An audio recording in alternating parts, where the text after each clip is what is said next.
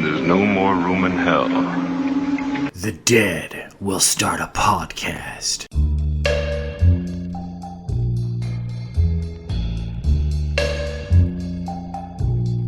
I advise you to call this party off now. The ghosts are already moving, and that's a bad sign.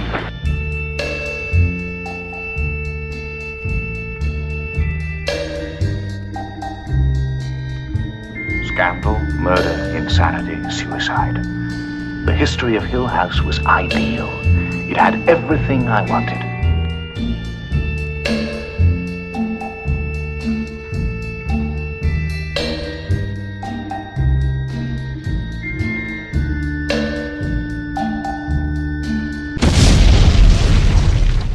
Hello, everybody, and welcome to the latest episode of No More Room in Hell. I almost said fresh cuts because I'm so used to doing that every week, and this one's been a while since we recorded, but it's No More Room in Hell, number 47. I am Mike. Joining me, as always, it's Venom. What's up, Venom?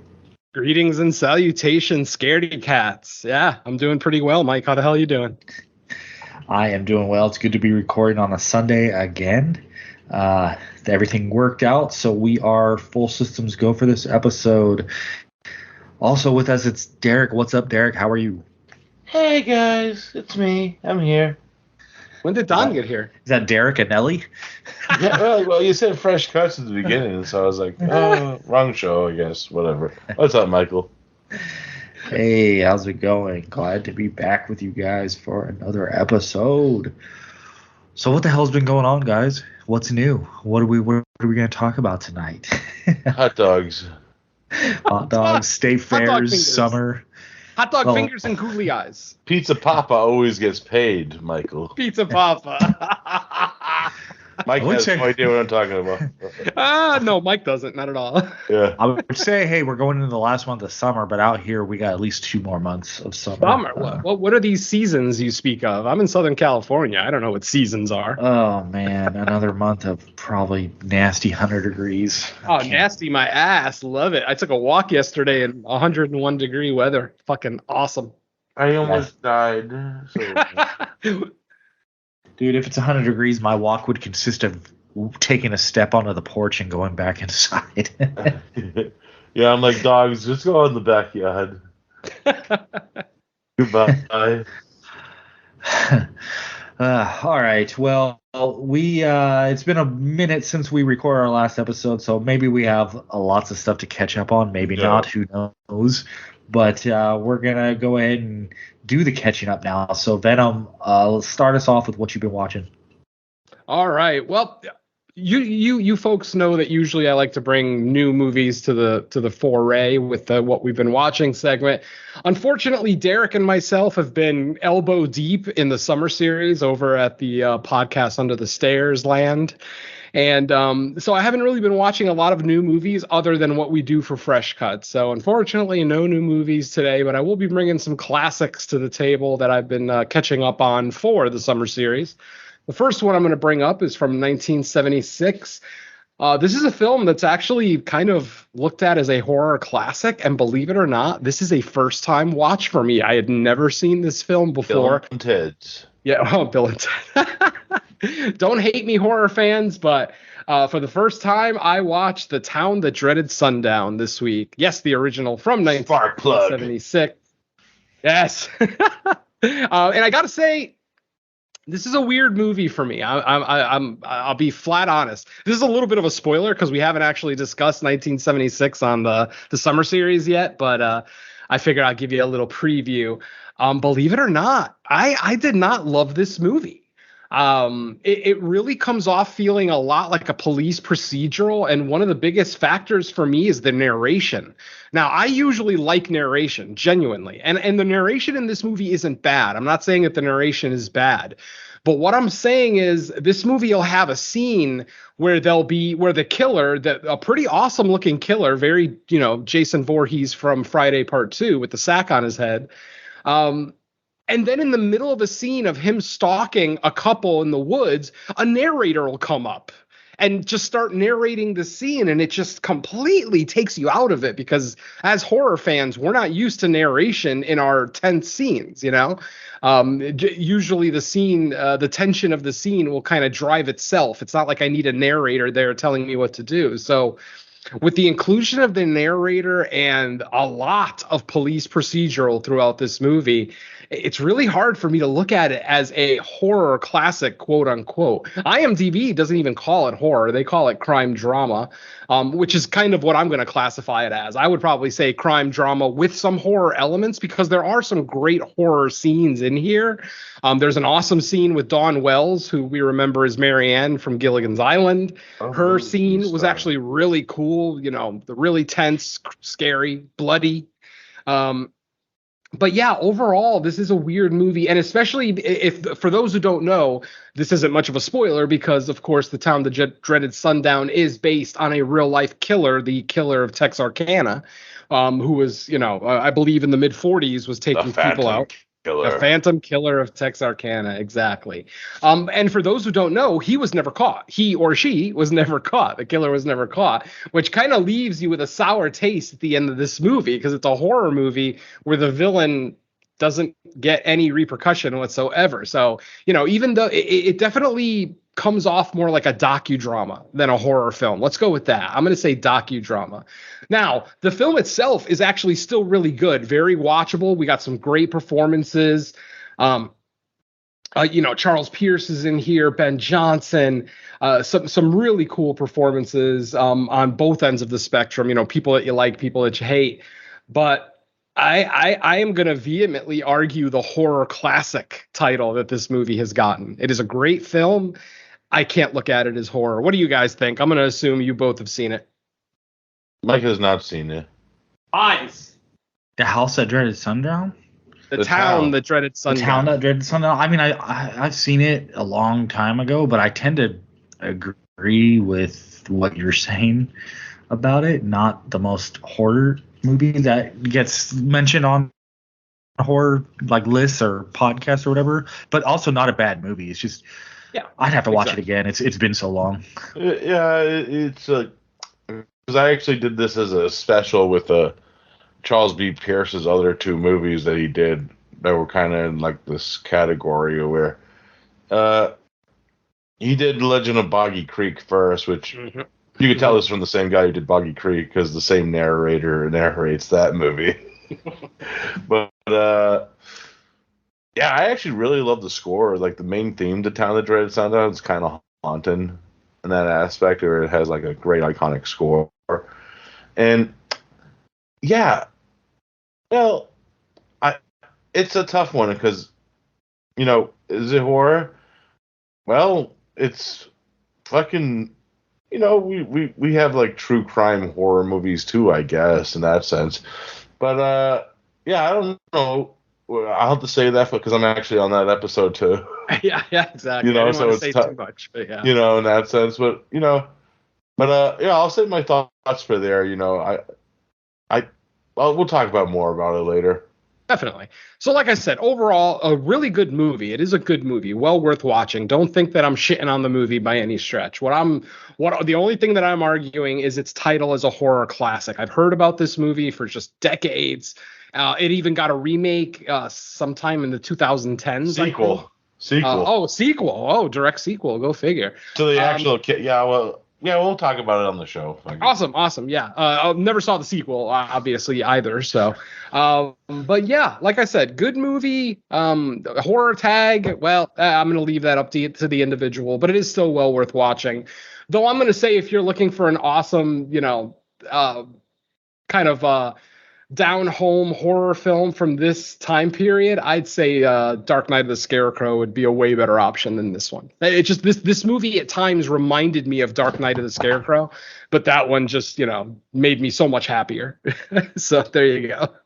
Yeah, but it had Sparkplug in it. That's all that matters. Yeah, exactly. Like I said, definitely watch it. It's worth a watch. Sparkplug and drag. Back to you, Mike. All right, Derek, what do you got? Yeah, like Venom said, I haven't really been watching a lot of shit. Let's just put it that way. what I've been watching is good. Unfortunately, it's kind of hard for me to talk about all of it here in this place. But I'm talking about a show I've been checking out on fucking Netflix. Control Z. I just finished the first season, 8-episode season, Spanish show. Yeah, it's more thriller than horror. There's like a mystery involved where, it's about this girl Sophia who's trying to find out who the hacker is, and the hacker is the one that's like been able to hack into everyone's phone system and the Wi-Fi of the school, and it's revealing secrets. And like for example, like the first secret is the most popular girl in school ends up being a transgender and no one knew. And like they reveal like he used to be a boy, and that she has a boyfriend. He's like, what? You didn't tell me? Like, it's fucking crazy in that sense. And, it's like high school drama antics amped up to like 900, but in Spain, it's fucking great. Or Mexico, I think it's a Mexican show, but you know what I mean.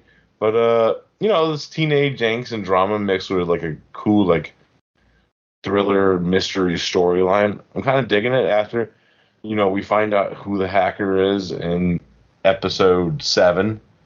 And then it goes into the finale, which ends in fucking chaos and madness. Then season 2's picking up where that left off, and it's a new mystery, new villain, and more drama. It's fucking great. I recommend it if you more into like the mystery thriller side of things. Yeah, I say check it out. Nice. I'll check out a couple episodes. Yeah. Cool.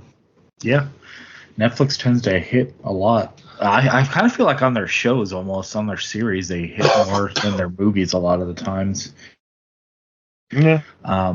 Okay, so for me, the first one up I got is a movie from. It was actually released earlier this year, but I just kind of noticed it browsing for 2022 stuff, because I'm kind of in that mode where we're a little more than halfway done with the year.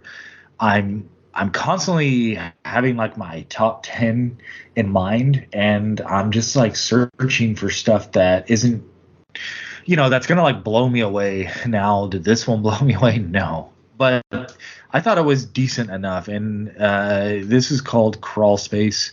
Now, I was informed when I was asking people about it, there's like tons of movies with this name. So like the Klaus Kinski movie? Yeah. To be specific, this one is from director L. Gustavo Cooper, starring Henry Thomas, who everybody knows. And yeah, I think it was like in the spring of this year that it was released. And so it's currently available. And basically the setup is Henry Thomas, he's living out in the wilderness, kind of in the woods, and times are tough, so he's taking kind of like these side odd jobs, and he goes to do like a refurbish on a house. And while he's like up there working in the crawl space, something starts happening, a situation in the house, and of course they find out that he's there, and criminals don't like witnesses, so it kind of becomes a cat and mouse game with him and the bad guys. And yeah, I thought this one was decent enough. It's sitting on IMDb, it's sitting at a 4.7, which I would say is kind of low. There's only like 298 total reviews, so I think first off, just many people haven't even seen this. Like I said, I didn't even know it existed. I just kind of randomly came across it when I was browsing.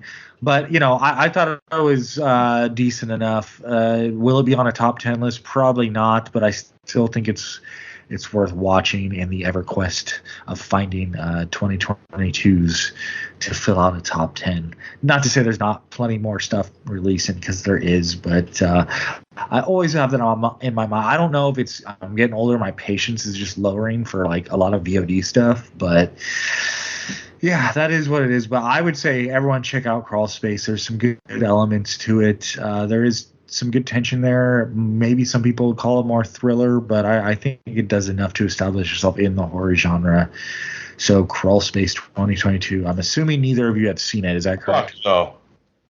Nope. If it ain't on Fresh Cuts, I haven't seen it in the last month. Sadly.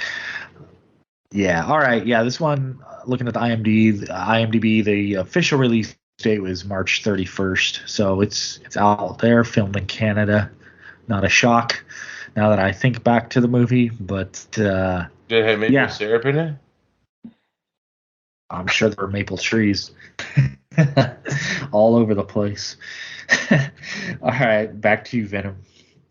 All right. Well, obviously, this one's going to be another summer series movie. This one's not going to be a preview because this comes from an episode that I believe was already released this week. And this is from 1982. For those who don't know, I am a gigantic Lucio Fulci fan. A lot of people there, he knows what I'm talking about. And recently, we talked about this during our 1982 discussion on the summer series, which also has a Dario Argento classic, Tenebrae, in that same year. So we had a little bit of a discussion about that. But I am one of the few people who probably prefers this movie over Argento's Tenebrae. And this is, of course, The New York Ripper. This is a movie that I actually hadn't, before the summer series, I hadn't watched this in almost 20 years. And I had forgotten how much I fucking love this movie. Yes, I am a gigantic fan of this movie. The quacking killer, you have no idea why this guy is quacking throughout the entire movie until we get to the end. And it's actually kind of a sweet explanation.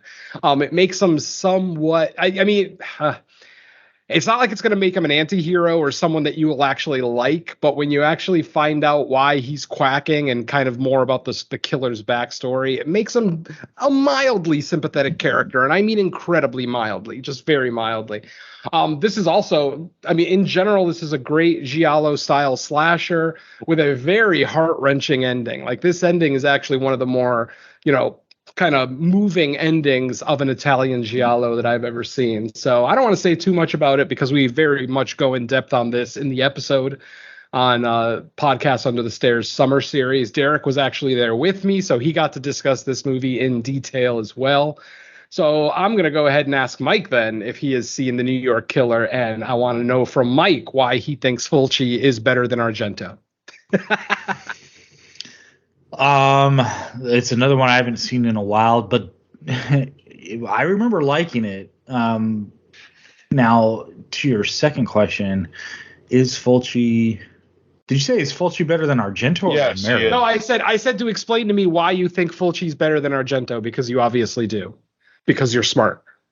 I'm putting words in your mouth, Mike.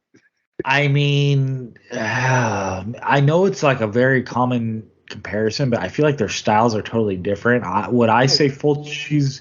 I don't know if I could say Fulci's better, but I tend to like pretty much everything Fulci's done. Well, no, I can't even say that, but I just like the Italian gore style very much so. But then it's like when I try to find something detracting about either one, I'm like, but then I can't really say I don't like Argento's style. No, that's I would say Fulci's probably more accessible though to wider audiences, wouldn't you say? Because other than the extreme gore, it's like I don't feel there's many barriers to it. If you're down with gore, Fulci, I think you would I don't know no about time that. diving There's a into. bunch of toe molestations in New York Ripper.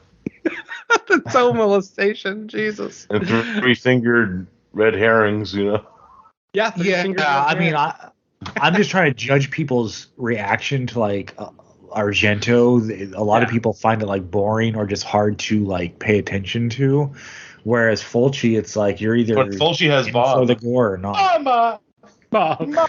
I mean, obviously I was half joking, Mike. I am a Fulci fan. I prefer Fulci over Argento, but I think the common mentality in the horror genre is that Argento is, maybe the more accomplished director. Most Why people. can't we like I both? think Argento, I love both.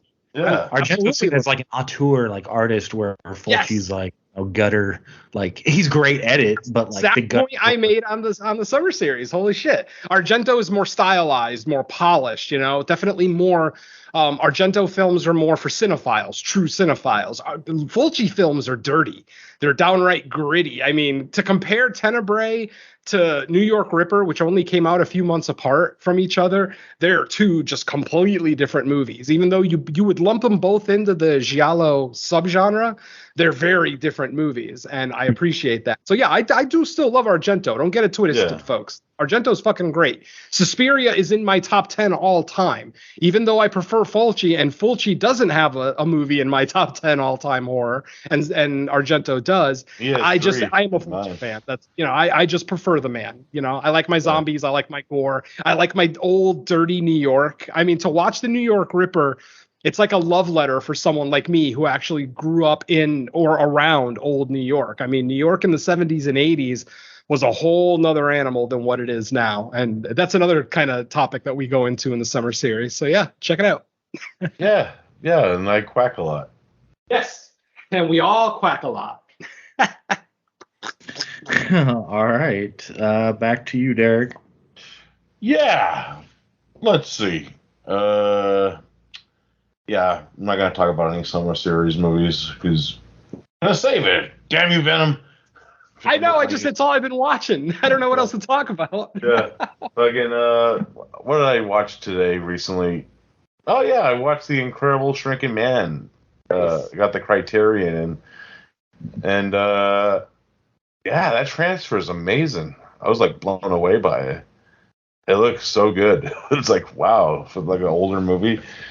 I was like, this is nuts. The Incredible Shrinking Man, it's a story about a man who, while on a boat with his wife, gets exposed to like this weird cloud of radiation, and he begins to shrink over like weeks. And it's kind of the cool, like the way the effects are done with this one, where he's self-imposed. It's kind of the same thing where they did he looks like a little hobbit walking around and shit in one scene, like when he's walking in the park and he befriends a little person, and they have dinner, like, because he's like the same height, but then all of a sudden she's taller than him, and he's like, oh my god, it's begun again. And it goes a ball out to like, he's just living in a dollhouse getting attacked by a cat. He's stuck in the cellar, and his biggest enemy is a spider. And it ends on like this great dark note. And when I saw that Richard Matheson wrote this, I'm like, that makes a lot of sense. This feels like a very long Twilight Zone episode with a fucking great end, and it's fucking great. And directed by Jack Arnold, who me and Mr. Venom will probably talk about a lot of his movies on our other show, like Creature from the Black Lagoon, It Came from Outer Space, like a Tarantula. Fucking, yeah, I love all that dude's movies. Even did that weird blaxploitation western with Fred Williamson called Boss, N-word. Nice. Yeah. I've never actually seen The Incredible Shrinking Man. I've heard so many great things about it, but never got around to watching it. So yeah. I'll check it out. Yeah, definitely. I'll try to find it, see if it's streaming anywhere. But yeah, it sounds interesting. It's something I've always been interested in. People shrinking or growing. The 50-foot woman, shit like that. It's always been, as far as like the 50s and 60s era, I used to love movies like that. Village of the Giants was like a lesser known one where 4 teenagers actually turned into giants. The Bird-Eye Gordon, yeah. Yes, thank you, exactly. So, yeah, I'm going to check this out. Yeah, it's good, yeah. Actually, I was saying, pick up the Criterion while it's on sale. It's like, $20. You can't go wrong. Nice. Barnes & Noble sales, that's when you pick those shits up, Mike, have you seen The Incredible Shrinking Man? No, but I think I need to because it sounds like it's pretty good. Yeah, it's pretty good for a movie from 1957. Some of the effects we probably would say are dated, but for like me who loves like these type of movies that involve like atomic age shit, I like it. I like it a lot. Okay, well, next up so something I had on my list was completing Stranger Things season 4, but now it's been so long, it's like probably everyone's already talked about it all they need to. Well, we haven't talked about it. We haven't talked Yeah, about I know it 'cause we haven't haven't. finished it. I'm sorry, I'm still 2 episodes behind. I just watched episode 7 last week. I'm watching like 8 different shows at once, and I don't like to binge, as I've already discussed. So it takes me forever to get through series. Yeah. I haven't started The Boys season 3 or Only Murders in the Building season 2. Like, I am so behind on my shows. It's ridiculous. And, it's usually me that I never, actually with my new shift, I've been actually watching a lot more TV because I usually never watch TV. Like, and my sister actually got me back into Stranger Things because I actually did think that this season was better than season 3. Oh, I 100% agree. Like I said, I got 2 episodes left, and this is probably my favorite season. Vecna is awesome. I love the whole concept of your favorite song.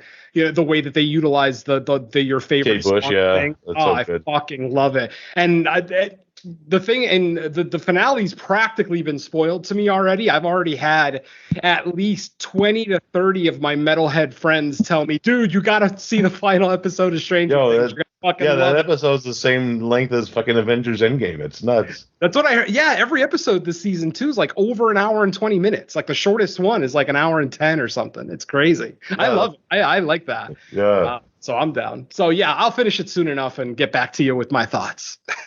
Yeah. How about fucking Freddy Krueger though as Vecna's dad? Awesome. That was one of his best non-Freddy roles in fucking years. And he's playing the father of Freddy Krueger. Yeah, exactly. Thank you. He's playing the father of Freddy Krueger. It's awesome. No, even though it's only one scene, by far probably the best non-Freddy thing he's done in well over 10, 15 years. I fucking loved it. That's great. Yeah. Robert Englund, represent, yo. Well, without spoiling, I'll just say by the end of season 4 is my favorite since the first season because I had started declining like my interest in the show over the second and third season, where I wasn't even necessarily that excited for the 4th season, but a few episodes in and I was like, okay, they've kind of rebounded and done some of the stuff I really liked about the first season. Yep. Or about the show since the first season. Yeah, I fucking cried. I never did that for Stranger Things. I'm like, wow. I got to get some hankies ready. Get my tissues ready. Yeah. I do like the new characters, I guess. I think you're far enough into I've noticed. Yeah, you said you have 2 episodes left. Yep, even though those 2 episodes is like, what, 3.5, 4 hours? Exactly. Content, but yeah. So, I guess we'll have to save a detailed conversation. Yeah, we'll have to save it when you actually watch it because there's one scene I want to talk about with you, Venom. I figure, yeah. By next episode, guaranteed, I'll be done. All right. Okay, cool. So what do you got up last for us? All right.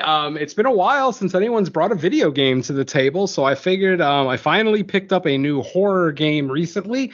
I think it's the same one that lots of us are playing. No, it's not Evil Dead the game. Sorry, folks. I did not pick that one up.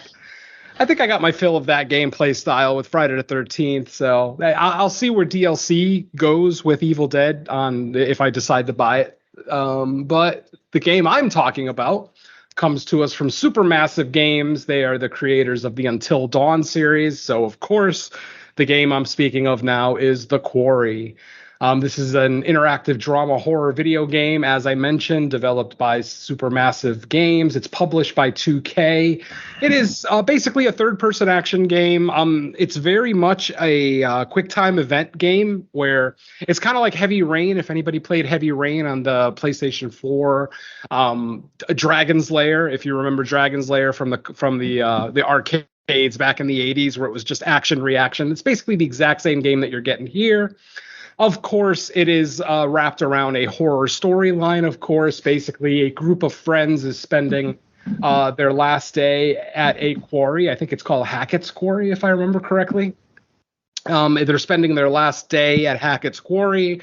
The following morning, their vehicle has been sabotaged by someone, and they are forced to stay one additional night. And, of course, during that night is when the shit hits the fan. Now, the concept of these kind of games I've always been on board for, because anybody who's listened to me for a long time knows how much I hate stupid character decisions in horror films. I hate when stupid characters do stupid shit and just make me roll my eyes because it totally takes me out of the experience. I instantly start to hate the movie. So I was hoping that a game like this would make me, would give me the opportunity to make my characters a little bit more intelligent, maybe act a little bit more like I might in a horror situation.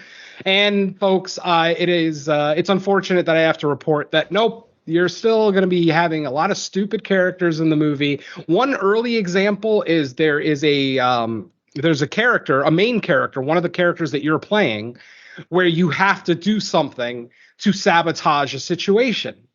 And the only options that they give you are to sabotage it one way or to sabotage it another way. I, being a kind of an older horror fan, I would like to see a third option where I don't fucking sabotage it, where I don't act like an asshole and I could potentially, not end up being the douchebag of the movie, if you will, or of the video game. But nope, you're still going to be dealing with a lot of stupid characters doing stupid things, which, like I said, this was one of the alluring things about this game, is that I thought I was going to be able to avoid that shit. I figured they would give you the option of doing something stupid, like, more horror movie related, or to do something a little bit more intelligent to, whatever the case may be. But yeah, unfortunately, now, the game itself is great. If you like action reaction games, quick time event games, then you're going to love this game. It looks gorgeous. It's got some cool dialogue. If you're a fan of slasher movies from the 80s and 90s, then yeah, you're going to be familiar with a lot of the characters, not by name, but like, you know what I mean? The hierarchy, the hot chick, the jock, the asshole, the douchebag, blah, blah, blah, blah, blah.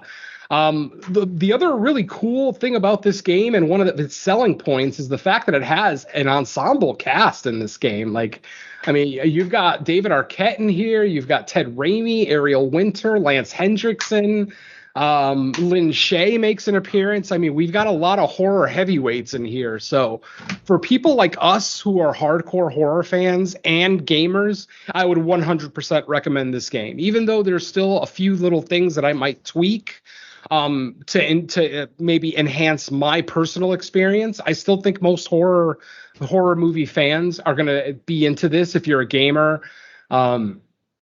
Unfortunately, the quick time event gameplay style does get boring after a while, so you kind of have to rely on the story of the movie to keep your attention, which for the most part it does. And another cool thing about the Supermassive games that you guys may not know if you've never played one is that in these style of games, when a character dies, they are dead. They're dead for the rest of the game. You cannot bring them back. So the cool thing about these style of games is that there's like 100 different potential endings that you could get based on who survives the movie, all the way from everyone survives to just the final girl survives. And hell, there's probably an ending even if the final girl, ends up dying. If there is a final girl, I haven't actually gotten to the end of the game yet. So the long and the short of it is, if you're a horror fan, a horror movie fan, and you're also a gamer, go ahead and check this game out. It's beautiful. It sounds great. It's just a matter of if the gameplay is going to keep your attention or not, or if the stupid decisions maybe sour your experience a little bit. I'm going to assume, Derek and Mike, you guys haven't played it yet? Not yet. Yeah. I was pretty close to buying it, but what is keeping me is the PS5 is supposed to be releasing their new VR pretty soon. Right. And I'm still waiting to fucking buy a PS5. I'm pretty sure, because I want to say Until Dawn got a VR version on PS4 when PS4's VR was available. So I'm kind of thinking a similar thing is going to happen, because I'm really done with like buying games and then rebuying them for like, oh, now it's in this aspect ratio, or now we've added this feature. So because it totally looks like a game I would love playing. I really liked Until Dawn. I was all about it. But then of course, like when a VR version came out and there was no offer to like, okay, pay like another $10-15 and you can unlock this version, I probably would have done that. But it's like, I don't want to rebuy the game at 60, 70, whatever the hell it is now, So I'm trying to hold out, wait for the PS5 VR to get an official release date and see what games are included in that list. because if the Quarry is one of them, I'm 100% getting it. Yeah, man, the $70 price tag for brand new games on this generation really is a little bit of a hindrance for me. Like this we're over a year into this current generation with the PS5 and the Xbox Series X and S. And I think I own like 3 games, and that's crazy because the first year of a new console generation is when I buy the most games because, I'm all excited about the new console, new controller, new graphics, things like that. But also, maybe it's just that I'm old too. I am older than I've ever been. That's how age works. I understand. But I just have not bought as many games for this generation. Plus, I don't have the PlayStation disc drive version. I have the download version. So when I buy a game, that's it. It's $70. Like there's no trade-in option. Like, at least with my Xbox, I got the Series X. I can still trade in games to GameStop and Best Buy and whatnot. But with the PlayStation, it's like I got to be really meticulous about what game I'm going to buy because that's $70 I'll never get back. So, we'll see. Unfortunately, go ahead. Oh, I was going to ask, did you upgrade your PS Plus to the premium? No, just the regular. Because I got Xbox Game Pass. So Yeah. I can't justify spending that much on all these different premium services. Yeah, I just can't wait to just buy an actual fucking PlayStation. This is fucking bullshit. If I find a disc drive one, I'll sell you my hard drive one cheap. Because I'm still looking too. I do want a disc drive one eventually, and money's not an object. It's just a matter of finding one. Yeah, they're like fucking cocaine. You can't fucking find them. Hell, I can find cocaine easier than a PlayStation 5 right now. Yeah, I mean, I would say if you're super trying to get one, your best bet is to like save the extra money and go I've for been a waiting bundle. fucking Those 2 ones years. happen to. Well, bundles are the ones that happen to stick around longer just because they're more money. But that's what I did when I got mine because bundles. it was It's bad. impossible. Yeah, my friend. Yeah, one of my friends just bought one. Like she was trying to get one since launch day as well, and she just now got it. So I understand the struggle. Even on the website, you gotta fucking wait till they call you. It's fucking bullshit. No, yeah, I hear you. I'm lucky. Like I said, I worked for 11 years in the video game industry, so I still kind of have connections there. So I know people at Sony and Microsoft. Not to say that they're getting me free consoles, but they're getting me kind of moved up on the list when a new console comes out. So that's kind of nice. So, my situation is just that I work from home, so I followed a bunch of accounts that track them, and the minute they would say, okay, such and such online store has them, I would be like right there on the computer to try to be one of the people, and eventually got to my shopping cart and it actually let me do it. So I was still even skeptical because I think it was GameStop that I got the bundle from, and there were reports of even people that got the transaction to go through, 20 minutes later you would get an email saying sorry, out of stock. So I was worried until I got the shipping confirmation, and I was like, okay, I'm good to go. Exactly. But as far as premium goes, here's my thoughts on it. The reason I did the upgrade is because I wanted to get the game Stray when it came out. This was a week or two ago, and the game itself was $30. So I looked up if you upgrade your PlayStation Plus account, it'll tabulate how many months you have left on your current sub and kind of give you a prorated amount. And it was $50 to upgrade, but since I only renewed in June, it's basically $50 for the whole year. So I was like, okay, that's only 20 more bucks than it would be to buy Stray by itself. So I was like, fuck it, I'll just spend the extra $20 now. Now, so far from what I've seen, here's what I would say. For someone 20 years younger than me, that with the access to all the vault of all these games for free and heavily discounted, it's 100% worth it. If you're just a gamer that, the minute you rise in the day, other than maybe when you're working a job or whatever, that you could just get to play video games, I have a hard time arguing against its value.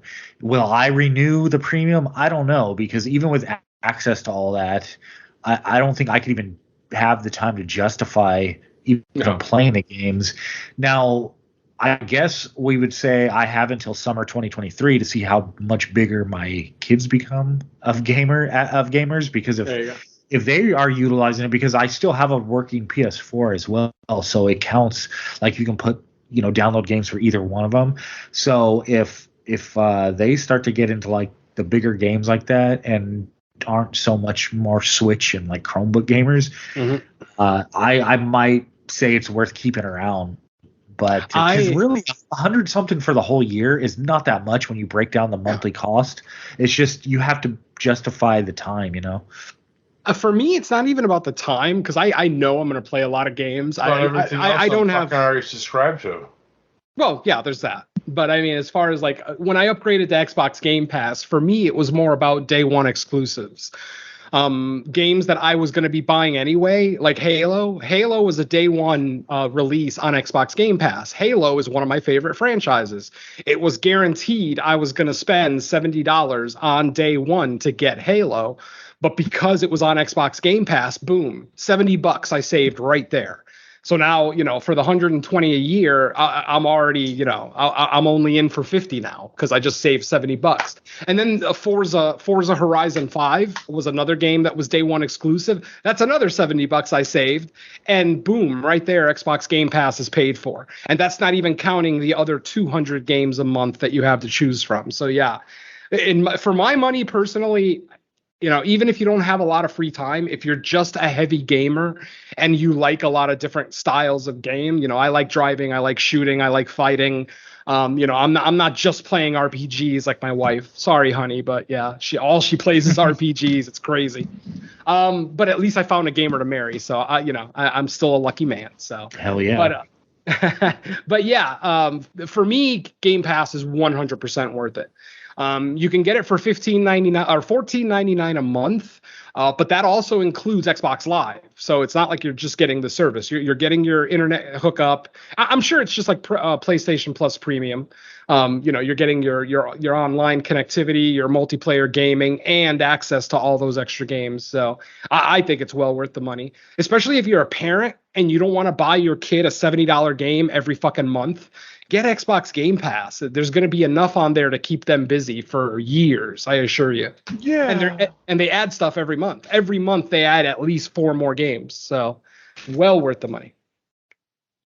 How the hell did we get into a video game conversation? Yeah, I don't know. Fucking Mike started it. He fucking sucks. Man, I did not start it. It started with the Quarry, I think, didn't it? I didn't bring up consoles. It was all Mike. Yeah, I'll blame Mike regardless. All right. Well, now we get to blame Derek for his last round of what we watched. So what do you got, Derek? Yeah, I got a shot on video movie from the early 90s called Savage Harvest, which the directorial debut of Eric Stanzi, I forget. He's an indie director that I know from the circles. Directed a few movies that I've seen. And yeah, Savage Harvest is a shot on video kind of Evil Dead ripoff, but it's fucking awesome because it's gory as all fuck. and you know, it's like it actually uses like some subtext to why the shit that's happened in the movie is going on, because it takes place during like some floods that were happening in that area when it was filmed. So that was an interesting aspect of the movie that I liked. It's pretty much takes place in like a summer camp that used to be like this Indian burial ground where this demon was slain, and the demon cursed like this elder Native American's family, and it's his ancestor actually comes back to the camp and awakens the demon, and everyone starts getting possessed, and fucking all hell ensues, gore galore, and you know, it has like this weird tribal music playing throughout it. It's pretty great. It's actually one of the better shot on video movies I ever seen. It actually, you know, had okay performances in it for what it was. You know, if you've seen a shot on video movie, you're not actually looking for performances in that section. You know, but you know, it actually, you know, it only runs 72 minutes, so it's not like a chore to get through either. Some of these like indie movies, that's the main problem, is sometimes they're way too long, and this one's breezy. It just runs and does what it does, and it's pretty great. It's actually because it's actually the Blu-ray release of this movie actually has a great documentary that takes place at the Mohanan Drive-In, which is actually in our friend JP and Carly's area. That's actually the drive-in they go to all the time. It was pretty great when they played it like live and like I think it's called VHS Fest that they have there. And Eric Stanzi actually gets interviewed, and it's like a, step-by-step like documentary on, going to the event, meeting the fans, then the big night where the movie plays. So it was kind of a cool documentary that I dug, and it's a good release. And yeah, Savage Harvest, one of my favorite shot on video movies, and I'm kind of shocked that I own a Blu-ray of it, because that's just fucking crazy to think you own Blu-rays of shot on video movies. And at first I was like, the transfer can't be different, right? And then I compared it because I have the old DVD. It actually does, it looks pretty cleaned up from whatever fucking print they had. It's transferred from VHS, so it's not going to look like, you're not going to see like a pristine like transfer, like say like a usual like movie per se. But I was like kind of shocked, like, oh, this actually looks cool and fucking awesome. But yeah, Savage Harvest, I highly recommend it. Yeah, it sounds pretty cool. Yeah, I need to see it. Have you seen it, Venom? No. My shot on video knowledge is very lacking. Same. I've been directed to watch specific ones by certain people for different reasons, but just my overall experience with it is lacking as well. Yeah. Like most of what as far as shot on video is like a lot of the trauma stuff, rabid grannies and shit like that. Redneck Zombies is one that I kind of liked. Father's Day was one that I saw recently that actually was really fucking gory and violent. It's a ridiculous over the top movie with an attempt at computer generated effects, but it is shot on video. It's I wouldn't say it's good so much as it's really fun. Yeah. What about you, Mike? What name one that you seen? Redneck Zombies was one of the first ones I saw from the video store. I think it was like I think we just randomly rented it because of the cover. It looked pretty cool. And wasn't it Trauma too, I thought? Yeah, Trauma. That's Trauma. Trauma released that, yeah. Yeah, it might have been my first Trauma besides Toxic Avenger. Because that's kind of like the Toxic Avenger my dad showed me. Like he was like, oh, come watch this movie. And I didn't even know Trauma specifically was a thing at the time. So I think that's Toxic Avenger is kind of what got the ball rolling, which I probably for that age group, it's not a surprise that that's the movie that introduced me to Trauma, but it also wasn't the easiest to find. You were kind of at the mercy of like, what did your VHS store carry? And if it was a big chain VHS store, they're going to have a lot less. But Redneck Zombies seemed to be like the one that there was at least like one copy in all the places around here. So definitely that one. And I think Parker had me watch one, Dave Parker. Wicked World? Yeah. Was that shot on video? I think so, yeah. That was madness. Yeah, it's from the actor who's in Things. Yeah, I still haven't 100% forgiven him for it, but that day will come. Oh, we should make him watch Things. Oh, he had me watch it and like record an audio review of it and send it. Was Cannibal the Musical shot on video? No, that's film. Super 8 or 16 millimeter. Yeah, it's weird because even like movies that I thought were shot on video, like fucking Killing Spree, were actually shot on 16 millimeter. Yeah, but they were transferred from VHS. That's why they look like that they do now in like new releases. I'm like, so oh yeah, that's it's kind of confusing. It's like fucking. If you like Trauma, Mike, you have to watch Blades. Blades is Jaws on a golf course with a killer lawnmower. Wow, that sounds amazing. Or if does Trauma have any type of like channel? Like how like Full Moon, it's like all their shit's on Tubi. Does Trauma have like one, that?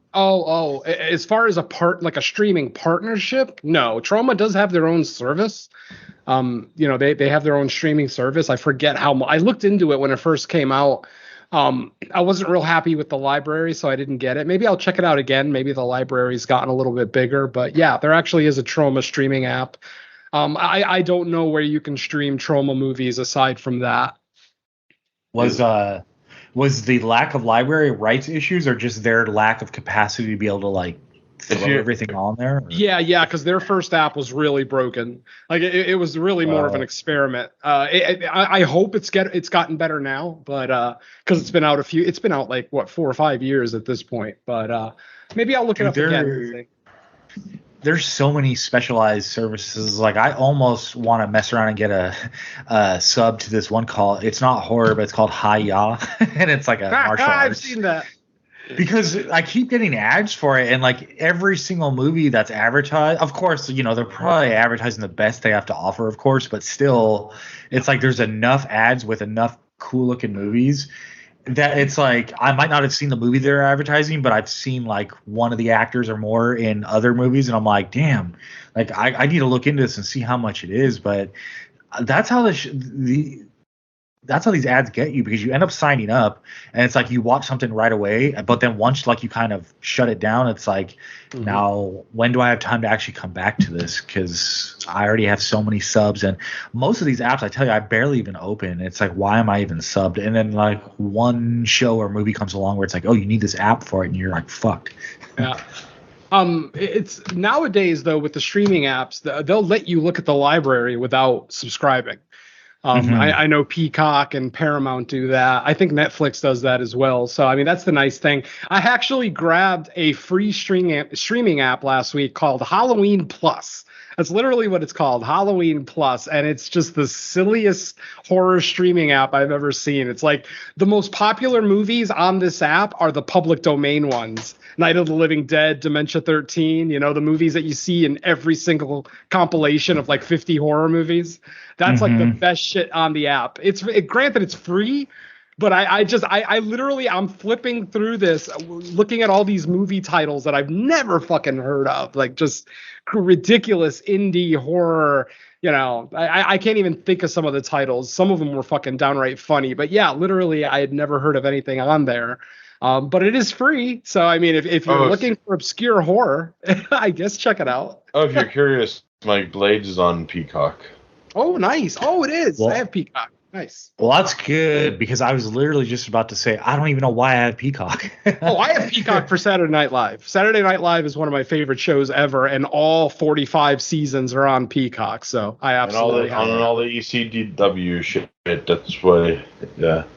Oh, and then Paramount has poker. So yeah, I have reasons for all my streaming services. Yeah, I was like, the only reason I knew for sure that I might have initially got Peacock is because they had a few like theatrical same day VOD releases. We all got Peacock right around the same time for Halloween Kills. Okay, probably that. Yeah. And then I think, not that I was terribly interested, but I think the Firestarter remake, they did that too. I want to say. Yeah. But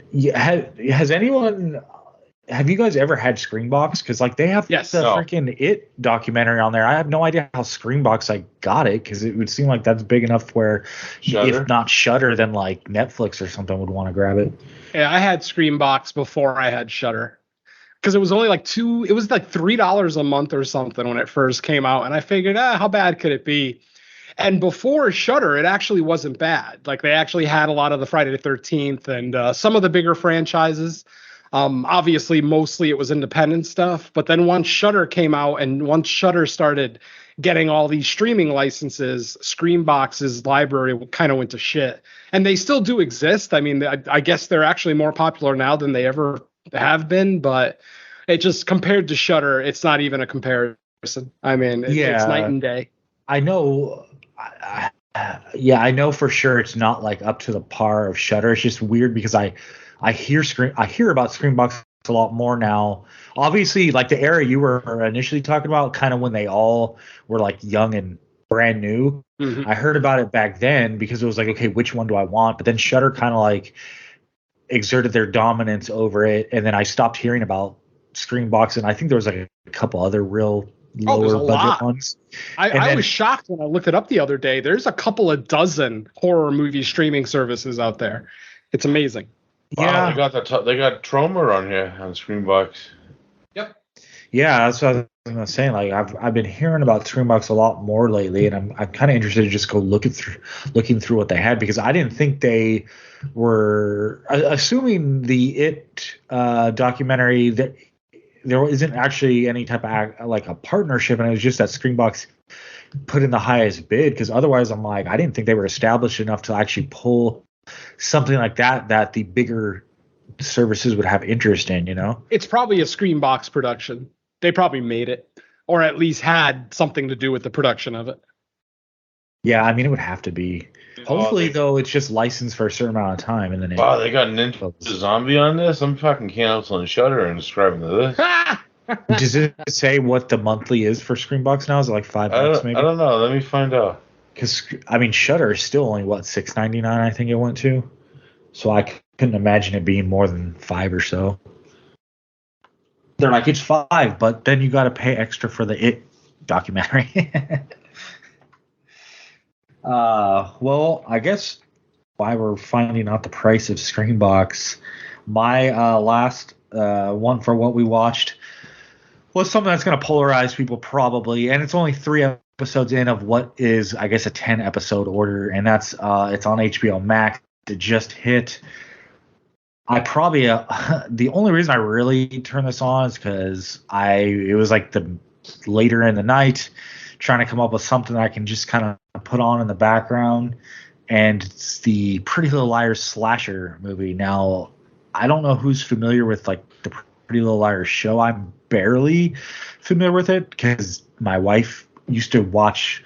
I don't know what it was, like the block of programming, I think on ABC Family, was like Pretty Little Liars, I think Confessions of a Teenage, I don't know, and you know, all these like teen drama shows. So I'm assuming that the HBO Max one, it's like an offshoot of that, because from my understanding, there's no actual characters from the show. This is like its own new thing, but just kind of following the format of teen drama. I would say it almost feels like a Fear Street type of thing, where it's a lot of homage to like 80s and 90s horror, like so many references thrown in, and it's centered around like bullies that drove a classmate to suicide, and there's a curse, some type of curse going on, where 22 years later, when those teenagers are parents, now there's something odd happening to the children of the bullies. So I think the setup, the story's fine. It's just, man, it's one of those things where you have to be able to get over the trappings of a teen drama show, because it doesn't spare you on that aspect of it. But so far, it's 3 episodes in. I like it enough to keep going. I just wonder, is there enough here for 10 episodes? Like, should they have wrapped it up in like, you know, another couple episodes, or is it going to remain interesting through 10? I don't know. Have either of you guys checked this out? No. Hell no. We don't watch that shit, yo. It could be the greatest thing ever. I have no interest, so yeah, it will be getting watched here. Maybe well, I mean, if it's the greatest thing ever, that might spark a little interest. Nah. By the way, Screambox is $4.99 for the month premium plan. 3-month premium plan's $11.99, where you get 3 months for $11. It's not actually bad for 3 months. They do have a free streaming version, but you can't watch any of the new stuff on that. Yeah. Oh, okay. Is there any? How much have you browsed it? How much what? No, I was asking because I know Derek's been looking up stuff. I'm on the site right now. Apparently, I have an account and I forgot because my login worked. Yeah, my login worked. I have an account. Here I am. The story of it is playing on my screen right now. I guess I forgot to cancel it. maybe the documentary is 10 minutes long. That's why they made it. No, it says 2 hours. Right. Oh, that's crazy, man. You should watch it because I'm kind of interested. I mean, I don't even want to say kind of. Don't worry. We know you're gonna bother a certain individual later to add it to someplace. Yeah, exactly. You'll see it soon enough anyway. If he hasn't added it already, that is. I'm surprised it hasn't been added already. Maybe his Screenbox's DMCA is really strong. Oh, jeez. Okay, well, since the Pretty Little Liars talk began and ended with me, that's probably going to wrap up what we were. Yeah, no one watches chick flicks here, Mike. It's okay. Oh, man. Hey, nah, never mind. I don't even know what I was going to say. But I do live in a house full of females, so maybe it's their influence. So don't I. You don't see me watching fucking Virgin River every night. What? I don't even know what the fuck that is. See? There you go. See, the influence is there. All right, let's talk some news. Way back in our last episode, we talked about Neve Campbell saying no to Scream 6, but since then there's been like some rumors that she actually worked something out. I don't care. This is just rumors. I don't want to talk about it anymore. So the rumor is that Derek would like to address the rumors of Neve Campbell returning to Scream 6. Take it away, Derek. I don't care. I'll just wait till I watch the movie. I don't care about it until I see like a product in my face. I mean, the thing is we had the conversation last episode, and I think we all kind of left it at it really doesn't matter. If the movie's good, the movie's good. It doesn't matter if it has legacy characters. So I'm kind of like right there with Derek. Maybe not as blunt as Derek is, but yeah, I genuinely don't care. I just take my stance like Bill Murray and fucking Meatballs. It just doesn't matter. It just doesn't matter. Well, I mean, yeah, in a sense, the movie's getting made either way. So in that sense, it doesn't really matter. I think it's more on do the makers of the movie feel that it's important that she's there or not, because if they do, then you could see how they wanted to work out an 11th hour deal, even if it's just like she shows up briefly at the end in like a phone call or a video call or something, just to say technically, oh look, she was in it. But if they don't think it's important and the feedback they're getting says nah, doesn't matter, then of course they're probably not going to spend the extra money. I just try not to go in it because I just like to be fucking surprised at movies. You know, it's like, you know, I didn't know like, you know, especially with like a new comic book movie that's coming in November. There's rumors about a certain villain being in the movie. It's not a rumor. I think I saw the poster, which I hate when movie posters are spoilers in and of themselves. Oh, really? He's on the poster? It's on the poster, yeah. I think I know who you're talking about because he's on the left side of the poster. But in case anyone's listening that cares, I won't say. Yeah. But yeah. Look up the new poster that came out for that, and yeah, I think the villain is there on the left side, which is a surprise. It would have been a better surprise had they not put it on the fucking poster and I saw it in the movie, but whatever. Now you know why I don't watch trailers, folks. You know, I didn't even know Nope was about aliens until I got into the theater and started watching it, and that's the way movies should be. Fucking total surprise and be 100% entertained, and nothing is spoiled. Love it. I don't care.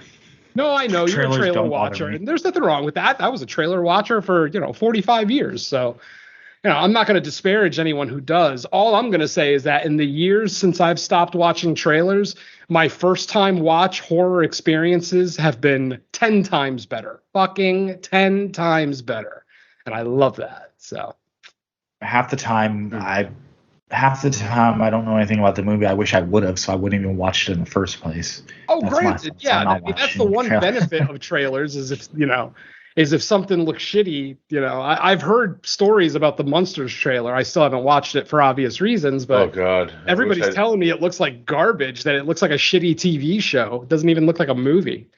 So I don't know. That's one trailer I wish I did not watch. You wish you got that 2 minutes back? Yeah. I could have been masturbating. Damn it.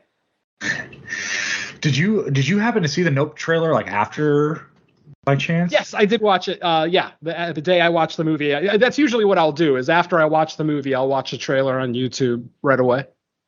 Okay. But that second trailer, I'm glad I didn't see that second trailer because it showed way too much. I don't even think I ever saw the second trailer because I was gonna say the first trailer I don't really think spoil anything you don't first trailer was perfect. within 10 minutes of the movie anyway. Because I saw that the first trailer, the teaser, I saw that in front of a movie. I forget what movie. It might have been The Black Phone.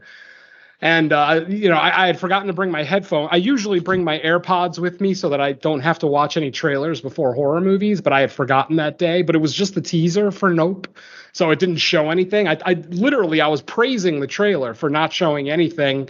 And then literally a week later, everybody was talking about the second trailer and how much it showed. So definitely glad I didn't see that. Did you get a trailer for the Killer Lion movie? Yeah, I mean, what are you going to do?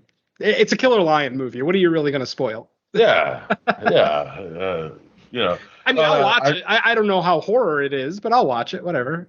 That Venom, that trailer is fake. That poster is fake.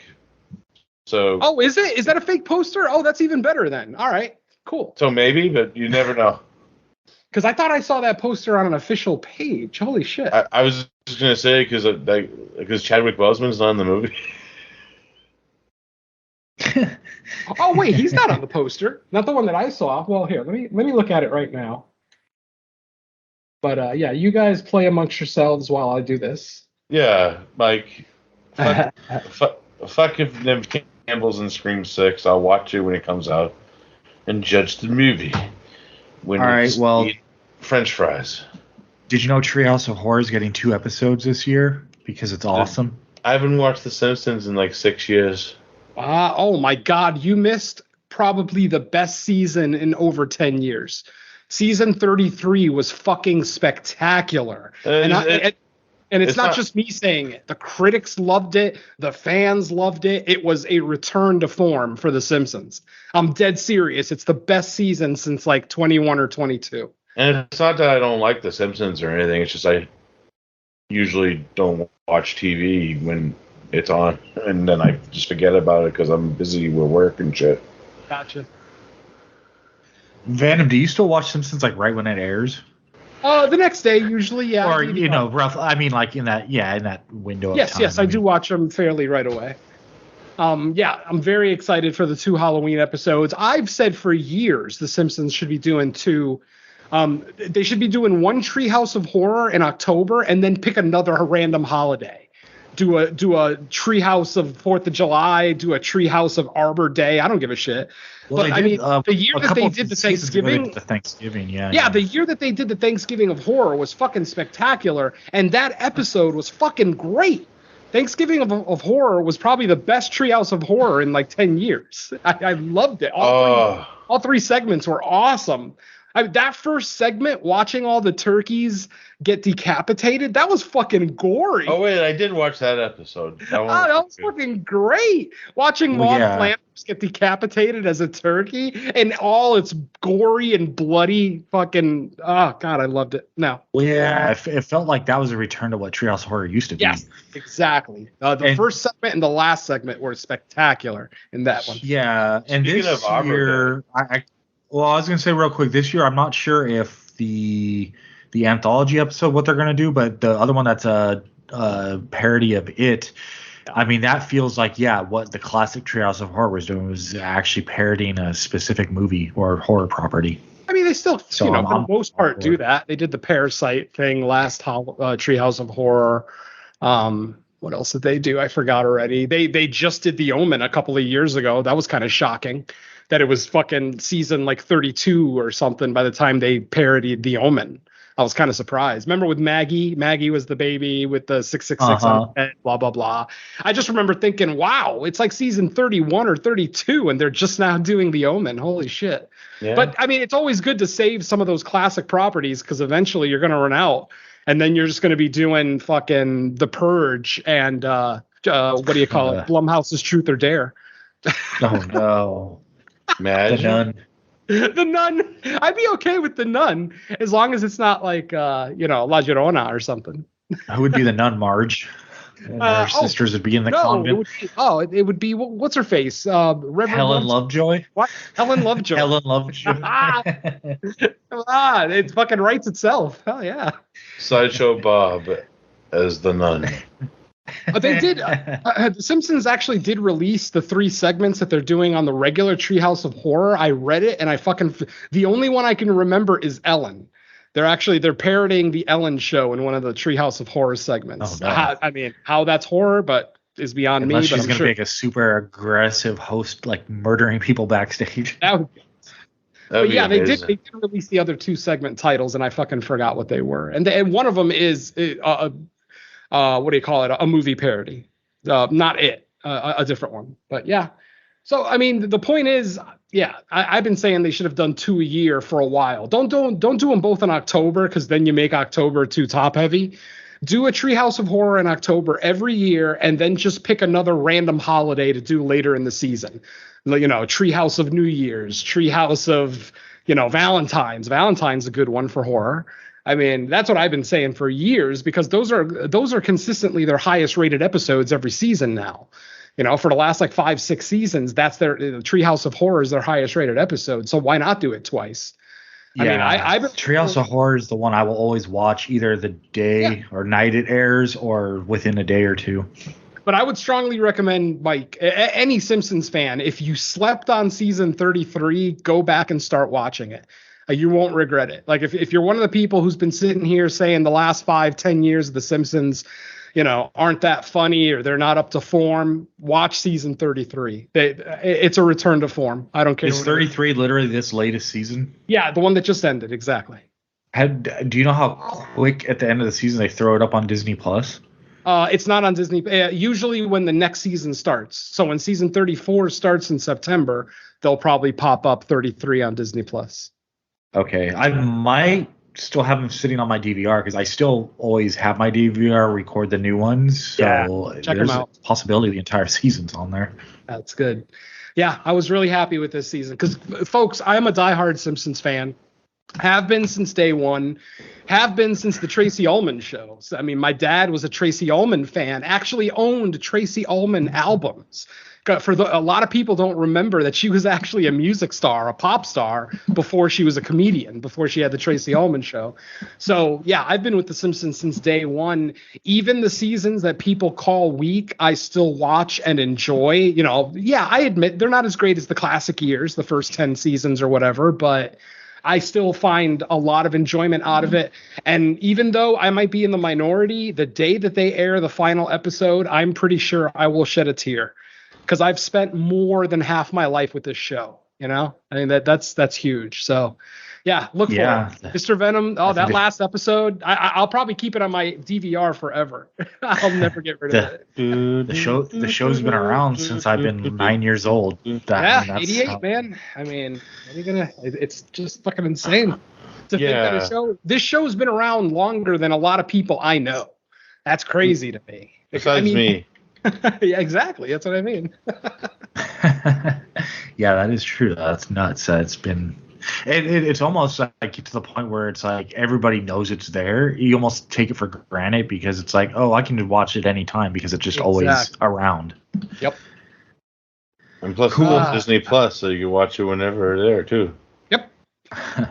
Part of the reason I have Disney Plus is for The Simpsons. So yeah, I mean, when I heard about that, because I think before I had like whatever FX thing you needed to get all the Simpsons, and then once they announced the exodus from that and onto Disney, I was like, well, Disney Plus just sold me for that alone. And the fact that Disney actually displays the non-HD early episodes is fucking awesome. Because don't forget, if you had the FX app, it had all the original seasons in HD, and they just didn't look right. They stretched it out, right? Yeah, you actually missed gags. There were gags like on the top of the screen that ended up getting cut off. You actually missed whole jokes. So, yeah, kudos to Disney Plus for keeping it its original format for those first few seasons, anyway. Yeah. All right, next story. Next story, you kind of brought up already, just mentioned in our trailer talk, but it turns out Monsters is going straight to Netflix.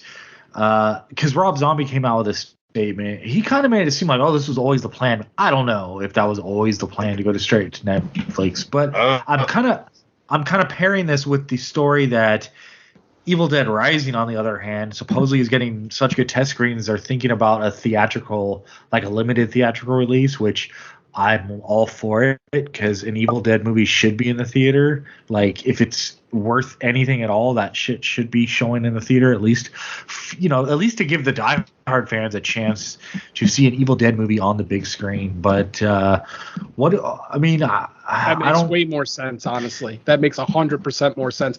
Think about it. The Munsters is like a 60-year-old television show at this point. There's not a big audience to go see a Munsters remake. Yes, there's a lot of us who love the show, love the classics, everything else, but it just seems like it's a hit or miss to make a Munsters remake. Evil Dead has a locked-in money-spending fan base right now. It makes 100% more sense that plays in theaters, especially if it's getting good test screenings. If people are actually saying it's a good movie, the fact that it takes place in a high-rise, I want to see it on the big screen, regardless. Yeah. So, yeah. So it's going to be like Demons 2? Or Poltergeist 3. Oh, shit. Or both? Or both. Poltergeist 3. I like Poltergeist 3. Oh, I don't hate it. I find it's okay. I mean, I think there's really it's good. Better than Part 2. I don't know. I'm on the fence on that one. Part I'd have to watch mixed it. Bag too. Part 2 is kind of boring. Part 2, everybody remembers it because of Kane, but then other than that, it's like, what's very memorable? Derek's right. The ending of Part 2 is pretty lame, if I remember correctly. Yeah. And the whole thing in the cave or whatever. Yeah. Yeah, there was a cool gag with the son's braces in the bathroom. That was interesting. Definitely. Yeah, and then the worm bottle. Oh yeah, the tequila bottle with worm in it, with the worm, the demon worm. That was Lusano. And Chief from One Flew of the Cuckoo's Nest is chewing gum. Chief. Yeah. And 3 was it was a star. Yeah, what else you got, Mike? Let's see. VHS 99 kind of got announced out of nowhere, and it's coming out soon. I think they said October 14th. Is Limp Bizkit going to be in it? God, no. Why? Stop it. I hope so. Stop trying to ruin the things I love. Maybe Woodstock 99 will be in the wraparound story. Oh God. This takes so long. Fucking Mike. Fucking Venom. Yeah, I thought 94 was pretty good. 94 was in my top 10. I fucking loved it. What a fucking guilty pleasure. I'm sorry, but that one segment with the cyborg humans, holy shit. I literally watch that entire segment with an erection every time I watch it. It's so fucking good. I think Don's right there with me too. I think seen it, so whatever. Damn, you never seen 94? I don't watch Shudder. Oh yeah, 94, man. The wraparound segment sucks. I never watch it, yeah. But goddamn, the 4 segments are spectacular. God damn it. There's one in there from the guy who did Safe Haven in VHS 2, which is, and I said it on the show when we reviewed it, it is literally my favorite horror anthology segment ever. It beats anything in Trick or Treat, Creep Show. As much as I love those movies, this one segment, I should have brought that up when we did the Creep Show. It's like the perfect set of titties in my face. That's how much I love this segment. Nope, it's just the best ever. Sorry, ladies, I didn't mean to be offensive, but I like what I like. Damn, I wish we did that summer series shows before we did this after we did this episode. Now, I would have recorded that and been like, whatever you said about Creep Show, just play it. Like, are you talking about Creep Show controversy on a summer series episode? Yeah. Do we all have look forward to that? Yes, Creep Show gate. Show controversy. Oh man, I can hardly wait because it works in your favor if you're a Creep Show fan. I'll leave it at that. But there is 99.9% of the horror community. That's what I thought before we recorded this episode. Fuck Creep Show. No, I'm just kidding. I'll leave it at that. Check out that episode, folks. The 1982 episode of the summer series. Is it already released? No, I don't think so. Yeah, it's not, is it? What's that? It's in the week after this week, I think. Yeah, because this past week was just all like the one-offs where they were coming up with the number 3 movie. Well, yeah, that's what we do on this episode. Our episodes. That is the summer series. We're coming up with the 3rd movie for those years. That's the whole series.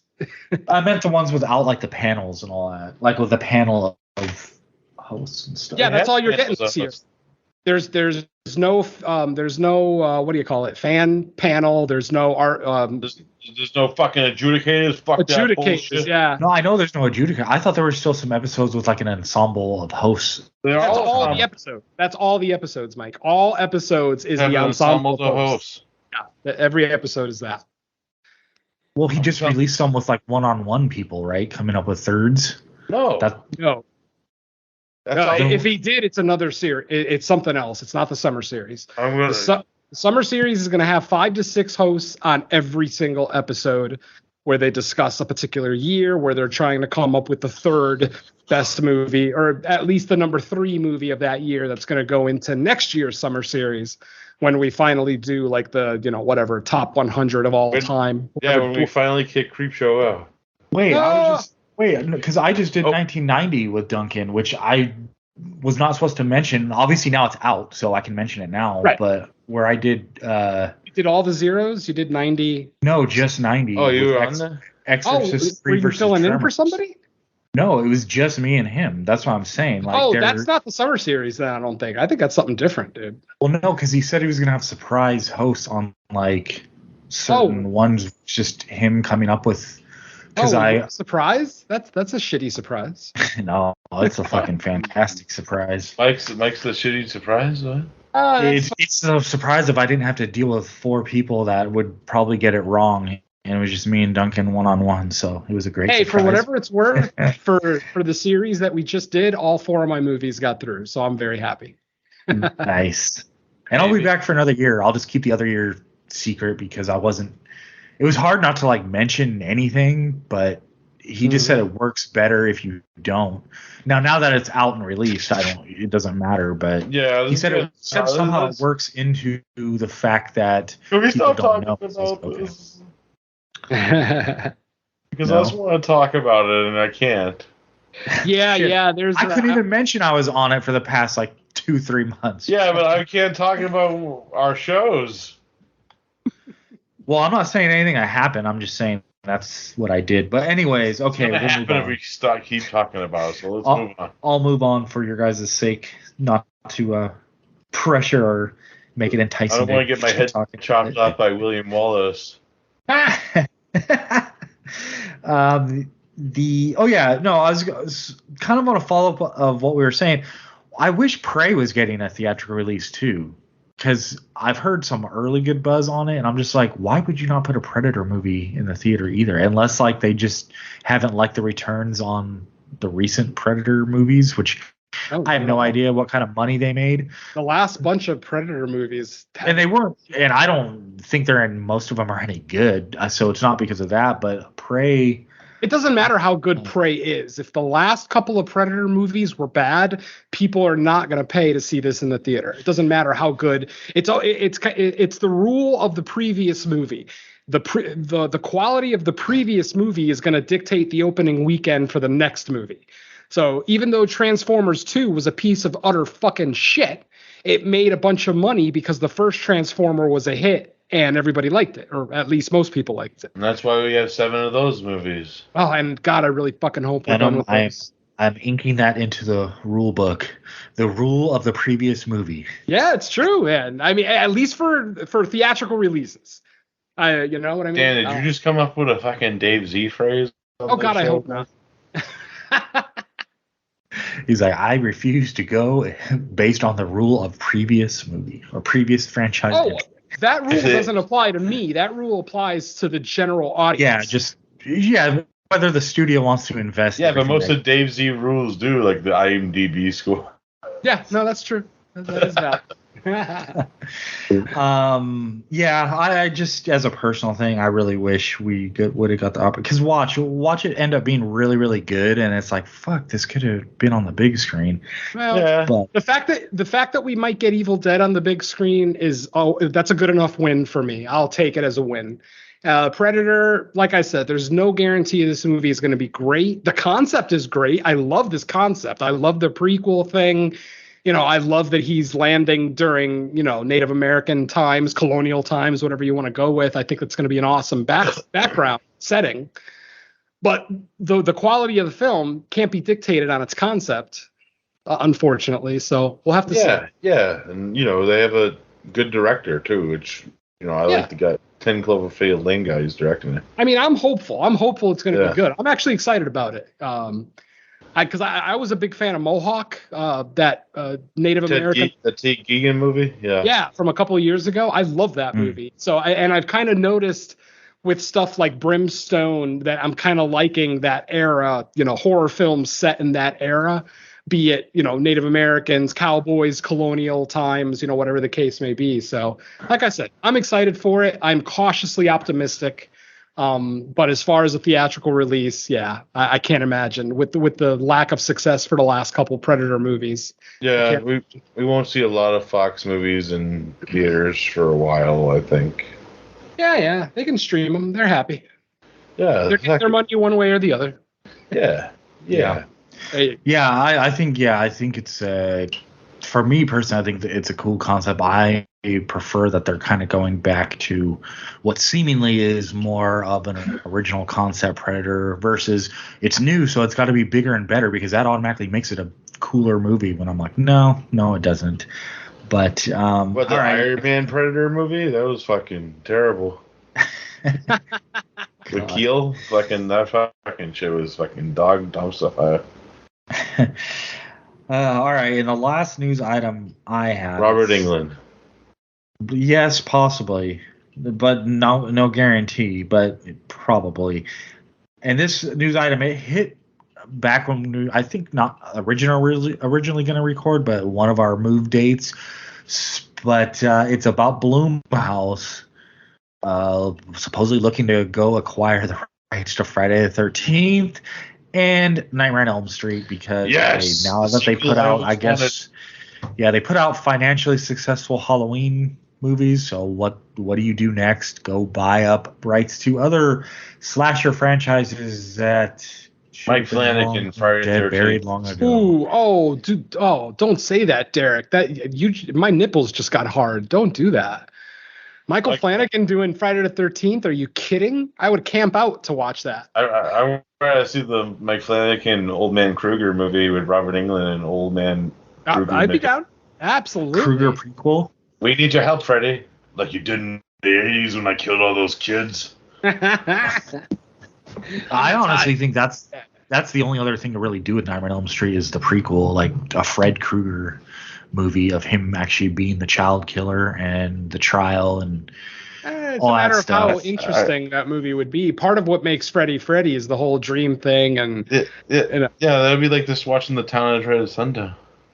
I mean, hopefully, it's better than that. Or we could get a shitty Nightmare on Elm Street sequel again, and that wouldn't be very good either. Well, no, nobody wants a shitty anything. What do you mean? You would want it, man. You want it. You love Freddy's Dead. Will you shit? Yeah. I don't like it, but I know Mike does because he defended it in one of Casanelli loves it. Casanelli loves Freddy's Dead? Yeah, it's like one of his favorite ones. I'm not exaggerating. Wow, he hates Jack Frost, so let's put it that way. I mean, he said it. Yeah, he said it on Horror Mafia that literally Freddy's Dead, because it's the funniest one, it's his favorite. It's not even that funny. You're talking to the wrong guy. I mean, as far as me, it's out of the first 6, it's the lowest rated to me probably. It's like being raped. Like watching that movie is like being raped by an iron lung.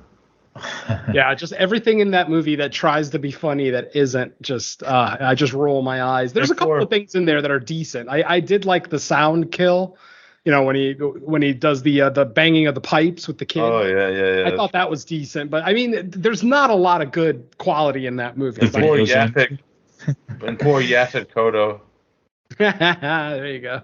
Yeah, well, I mean, I think Freddy's Dead is just an example of it's become too big to even fulfill what the original. It's too big. That movie's like a fucking dumpster fire. They were trying to do Twin Peaks with it, and it didn't make sense. It was fucking bullshit. It just felt like a money grab. Even when it first came out, I remember watching it in the theater thinking, this is just for money. Like, there's no artistic value here. There's no story. There's no real reason for this movie to exist other than money. Yeah, the gimmick of, hey, we're going to finally kill Freddy. And now we back. You know how we're going to kill him? The same way we did in the first movie. Oh, okay. Yay. I guess. I guess so. But with dynamite this time. Ooh. But you know what? With that said, I'll still watch it over the remake any day of the week. So I don't know. Yeah. Oh God. Yes. Anybody will That's a good- watch that. I don't know about not anybody. This guy. I'll watch. yes, I'll but- watch my TV on off for 2 hours before I watch that remake. I'll just stop at fucking Dream Master or Dream Child. And that's it. Maybe. I mean, with the real timeline, they all have their elements that are enjoyable. Especially for somebody like Mike, who really I'm not the biggest Freddy guy. I've always been more about my silent killers, my Michaels and my Jasons. That's more me.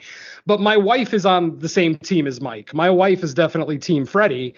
And her mentality is always that he's just more entertaining because he does the one-liners, because he actually talks, that he's more entertaining than your average Jason. Whereas, for me, I just want to see Jason cut somebody in half. I don't want to see him talk. I don't want to see him say a one-liner. Oh, that would just make me puke. But it's personal preference, obviously. Mike's a Freddy. Yeah. I'm a Jason. No big. Yeah, I mean, really, I'm a both, but I just obviously, yeah, my me too. my needle goes to Nightmare on Elm Street because to me, the only real difference. I mean, I know it's like a big thing between some people, like the rivalry, but to me, it's like the only real reason I say Freddy is because to me, I like the best Nightmare on Elm Street entries more than I like the best Friday the 13th entries. But overall, I mean, I could throw on most of any of them anytime and have fun with it. So, I mean, it just comes down to small things like that. But really, you can't go wrong with either one of them. Nope. At least till later in the franchise of each one. Then that's why I started to differ from super fans. But I may not agree with Bill Castanelli, but I love him for his conviction. So I'll always give him credit for that. Hey, yeah, give him for that conviction, yo. Yeah, hey. I'll kill your podcast. Yeah, I mean, to just circle back to the main why this was a story, because it was okay, Blumhouse is trying to acquire him, which I don't even know how much effort they're putting. I would think Friday the 13th would maybe be easier to acquire, but I don't know. I just come up with the thing is we're probably going to get more. Do we need more? No. Is the likelihood they're going to be better than what came before them? No. But they're going to be there, so I'll watch them when they come out. But I'm not excited. I just put it like this. I'm not. I think the bigger divide with horror fans is there's the horror fans that kind of yearn for constant updates to everything, and I don't just mean a story, a new craft of the story, but I want more Jason, I want more Freddy. There's that horror fan, and then there's me who is why? I have plenty of each that are good, mostly they range from great to mediocre, but the great ones, they're already there. I don't need more, and what's likely going to be a less good version. Why do you yearn for that? Because even if they put out what you can call as successful as in a halfway decent one, I don't give a shit. The ones that came before it are better, and there's reasons that they were as good as they were that you can't replicate and likely won't. So why do we keep demanding more of them? I don't. Well, I don't. We are not you. I just no. I understand, but you use you're using the royal we. I understand that, but no, I'm right there with Mike. I am 100% in agreement, folks. I am the biggest Friday the 13th fan you will find. I have a shitload of Friday the 13th merchandise. I have 2 Friday the 13th tattoos on me. I fucking love this franchise more than any horror franchise ever. And you know what? I never ever want to see another Friday the 13th movie ever. Fucking period. I have 12 already to choose from with varying degrees of quality. Some are great, some are shitty, but they all make me happy. And I'm right there with Mike. I never, ever want to see Jason on screen again, unless it's a re-release of one of the old ones. But yeah, why do we need more Jason? Why do we need more Freddy? It's just the young horror fans. It's the younger horror fans who missed out on Freddy and Jason and Michael the first time around, and now they want to experience going to the theater and watching these movies for the first time. But ultimately, like Mike said, you're just getting diminishing returns every time we get a new one. And what's the fucking point? You're investing all this money into these fucking movies to get, maybe a 50 to 100% return on investment, which is still a profit. Don't get me wrong. I mean, I'm sure most movie studios are still happy with a mild profit, but it just artistically, it makes no fucking sense. We have 12 Friday the 13th movies. You want to watch a Friday, you want to watch a Jason movie, you have 12 fucking options to choose from. Go pick one. Stop clamoring for a new one. I would way rather see a shitty, like a Psycho Gorman, because at least it's fucking original. It's different. Even if it's a big failure, I'd still rather see that than the 47th Friday the 13th movie. I just don't fucking need it. Hell, Yeah, I'm waiting for Jaws 5. Man in me. Yeah, and to clarify, like, I'm at peace with the fact that it's likely going to happen because this is just how it works. Well, but the thing is, like, let's say tomorrow we wake up and there's a headline, Jason returning to the big screen with new friend. Like, I'm not gonna be excited about it. I'll see it because I'm a horror fan and there'll be enough curiosity there. But I'm not someone who like gets excited by a headline. I'm just like, oh, I'd be more excited if not Jason was surprised. joining the Marvel Cinematic Universe. Yes, Freddy and Jason join the Avengers. That would be exciting. And they fight Spider-Man. And they hack Spider-Man up to bits. Or maybe Ash joins the Avengers. Ooh, there you go. Well, Pizza Papa's in it. Yeah, Pizza Papa is officially in there. So, I guess Bruce Campbell technically already was officially in the even though it wasn't the MCU with the original Spider-Man movies. I look at it as he's always been a part of it. He was in the MCU and the comic books because I have Army of Darkness versus Marvel Zombies, and he featuring but him. It would have been cool if we just find out Pizza Papa is really Ash. That would be fun. In the cinematic MCU. Is all comics considered canon, or do they kind of make their own path? Not even close. What do you mean? Yeah, I mean, they're not all canon. Some of them are very out there, very weird. Some of them are offshoots. The current MCU, yes, the 24, 25 films in the current MCU timeline, yes, those are canon. Some of the Disney shows aren't. Obviously, What If is not. That's But yeah, I to answer your question, Mike, yeah, I think the MCU films they are all canon. Yes, they don't match the comic books necessarily by any stretch, but they are canon. Yeah. Yeah, everything is canon. So yeah, Pizza Papa is officially MCU. Yeah, and even if you kind of, in my eyes, already was official MCU, it's just it wasn't the MCU. It was still Sony Pictures back then making the Spider-Man movies. So. But yeah, so Mike, do you even know what the fuck we're talking about? Because I can't imagine you saw the latest Marvel movie. No. Do you know who Pizza Papa is? I don't specifically know what you're talking about. I mean, Pizza Papa is Bruce what the Campbell's MCU cameo is. in Doctor Strange. I mean, Mike probably figured that out, but just the character himself is fucking hysterical. He just sells pizza balls. He's a pizza ball vendor. Yeah, he's the pizza ball king, actually. Yeah. He is the Pizza Papa. And it's great. I think we could spoil it since he'll never watch Mike, it. just look up the scene. Because I think YouTube will, now that it's on physical media, YouTube will probably have just the scene. Just look up the Bruce Campbell scene in Doctor Strange 2. You'll see it. Is that new Doctor Strange on a streaming service yet? It's on Disney Plus. It's on Disney Plus. Oh, okay. It's already on there. Yeah. Damn. You should really. I mean, I know you're not an MCU fan, but like this is the closest thing to horror they've ever done. I mean, you've got Lovecraftian monsters, you've got stalking, you've got zombies. I mean, it's got some J-horror shit in there. Yeah, J-horror, that's right.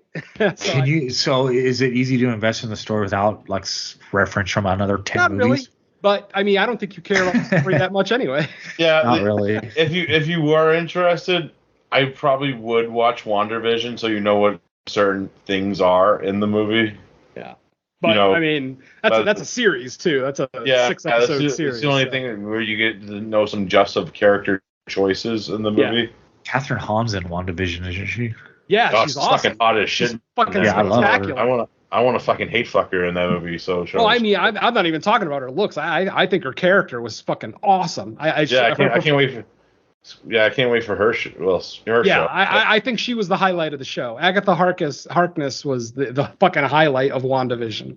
And I am glad that she's getting her own show now. Along. Yeah, it was Agatha all along. And I killed Sparky. And Jesus, after our 14th tangent, we're somehow on Marvel movies. Yeah. Well, yeah. I allowed Back it. on track, goddammit. You allowed it. Well, that was my last official news item. I think it started with Blumhouse getting the rights to a couple slasher franchises, or trying to. There you go. I mean, do you guys have any news items? I mean, not really. Some physical releases coming out. We're finally getting a Poltergeist 4K. We're finally getting a Return of the Living Dead 4K. Yeah, so those are kind of exciting.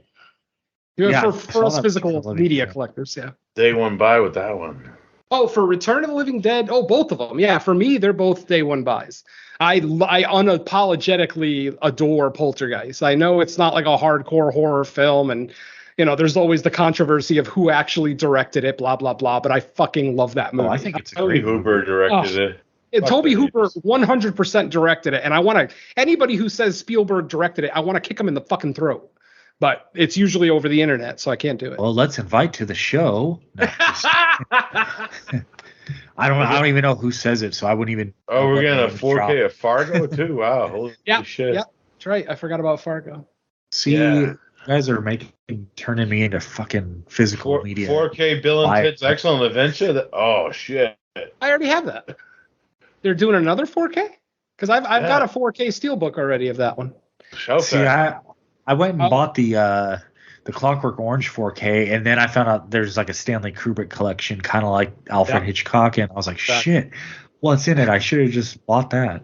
Yeah, same thing with that one. I already had like half the movies on 4K. It's like, well, fuck it. I'm not gonna rebuy it. Yeah. That's why I bought it at Monster Palooza, because I already had Psycho and Vertigo.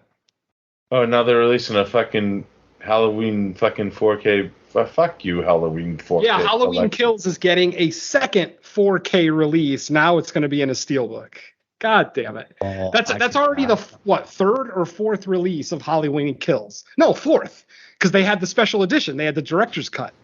So yeah, 4 different physical media editions of this fucking movie have already come out, and it's a year old. What the fuck? Good thing I'll buy 0 of them, because I'm just waiting for the Loomis cut. The Loomis cut.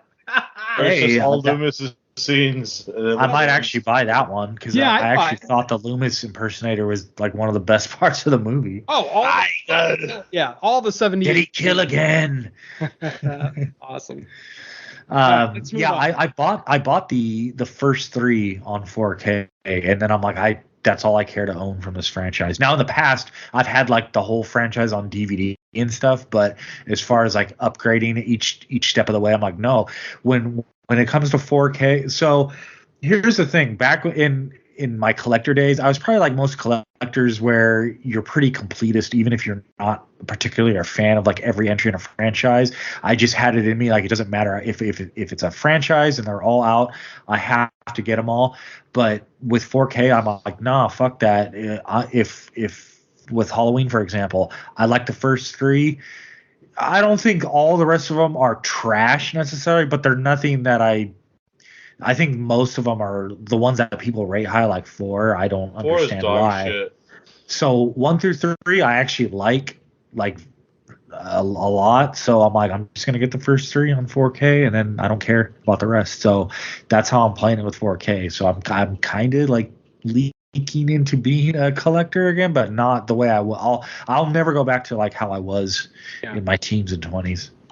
Same with me. I'm curbing myself when it comes to physical media, especially with the 4K stuff. I basically think to myself, will I watch this more than once a year? If a 4K is going to be more than a once a year watch, it's worth the money for me. If it's something that I'm going to watch once and then just stick in the collection for 10 years, that's not worth $40. So yeah, it's got to be something that I'm going to use, periodically. Yeah, there's got to be more purpose to it than saying, look, it's sitting on my shelf. Like, exactly. Yeah, like when is Phantom of the Paradise getting a 4K? Goddamn. When is Tix getting a 4K? What the hell? It already has one. I own it and watched it 6 times. Sorry. God damn it. 6 times. I watched Tix 6 times. My eyes are bleeding. Did you watch Tix again? All right. I'm pretty excited for this Count Yorker collection, though, from Era.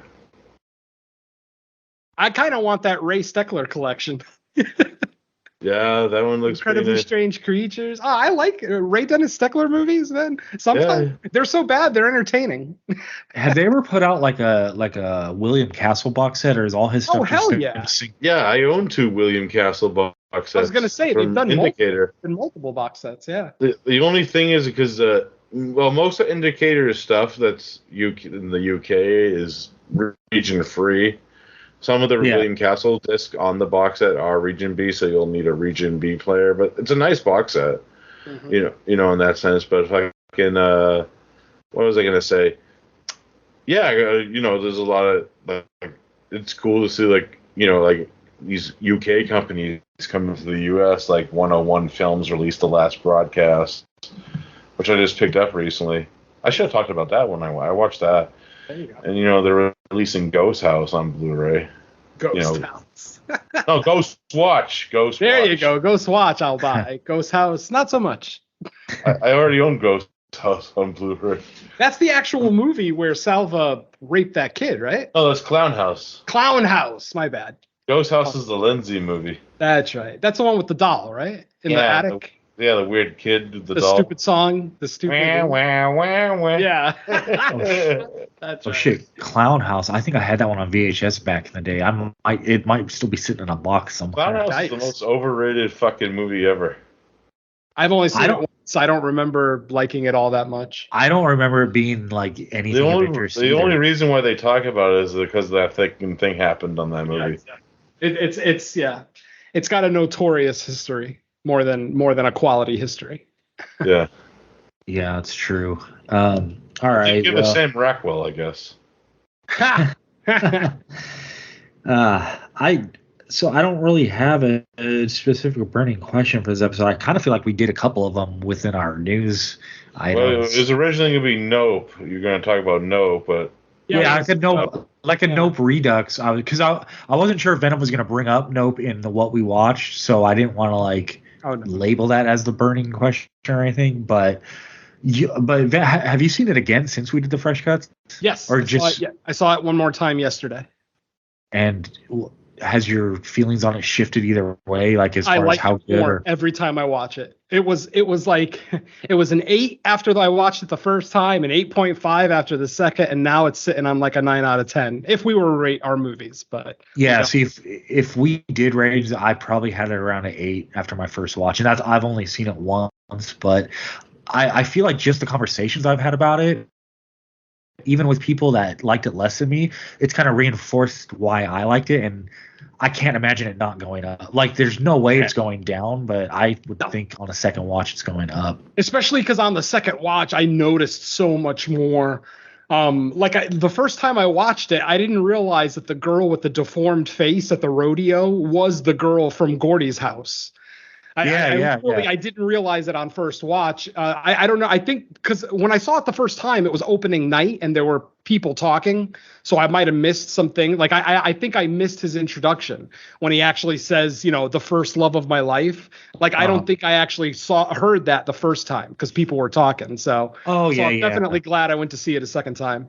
Yeah, I picked up on it that it was her, but the one thing I didn't even notice, and it was sitting right in front of my face, was like the fact that when she's at the show, later in life at his show, she has the cloth covering her face, and then at the flashback, the cloth is kind of covering, because they're like, oh, well, wasn't he looking Gordy in the eye? But that cloth might have been obscuring. On top of the fact that eye contact, you notice that she's wearing a T-shirt of her character on that show. Like, oh yeah, no, I didn't. The shirt that she's wearing is her. It's actually her character from Gordy's Home. I don't know if it's a Gordy's Home T-shirt, but it's her character from that show. Obviously, before the face trauma. Oh wow. But yeah. I didn't see the movie yet, so I just put my headphones. No spoilers. No spoilers. Yeah, I mean, I would say avoiding all spoilers. I would just say, there's of course like any Peele movie, a lot of discussion post movie. I would say though, the one thing I don't get are the people that say like, "Oh, there's not as much subtext in this." I'm like, yeah, there is. Like, More there's subtle. 100% It's definitely is. more subtle than the last two movies. Yeah. Plus, it's got Michael Wincott. Yeah.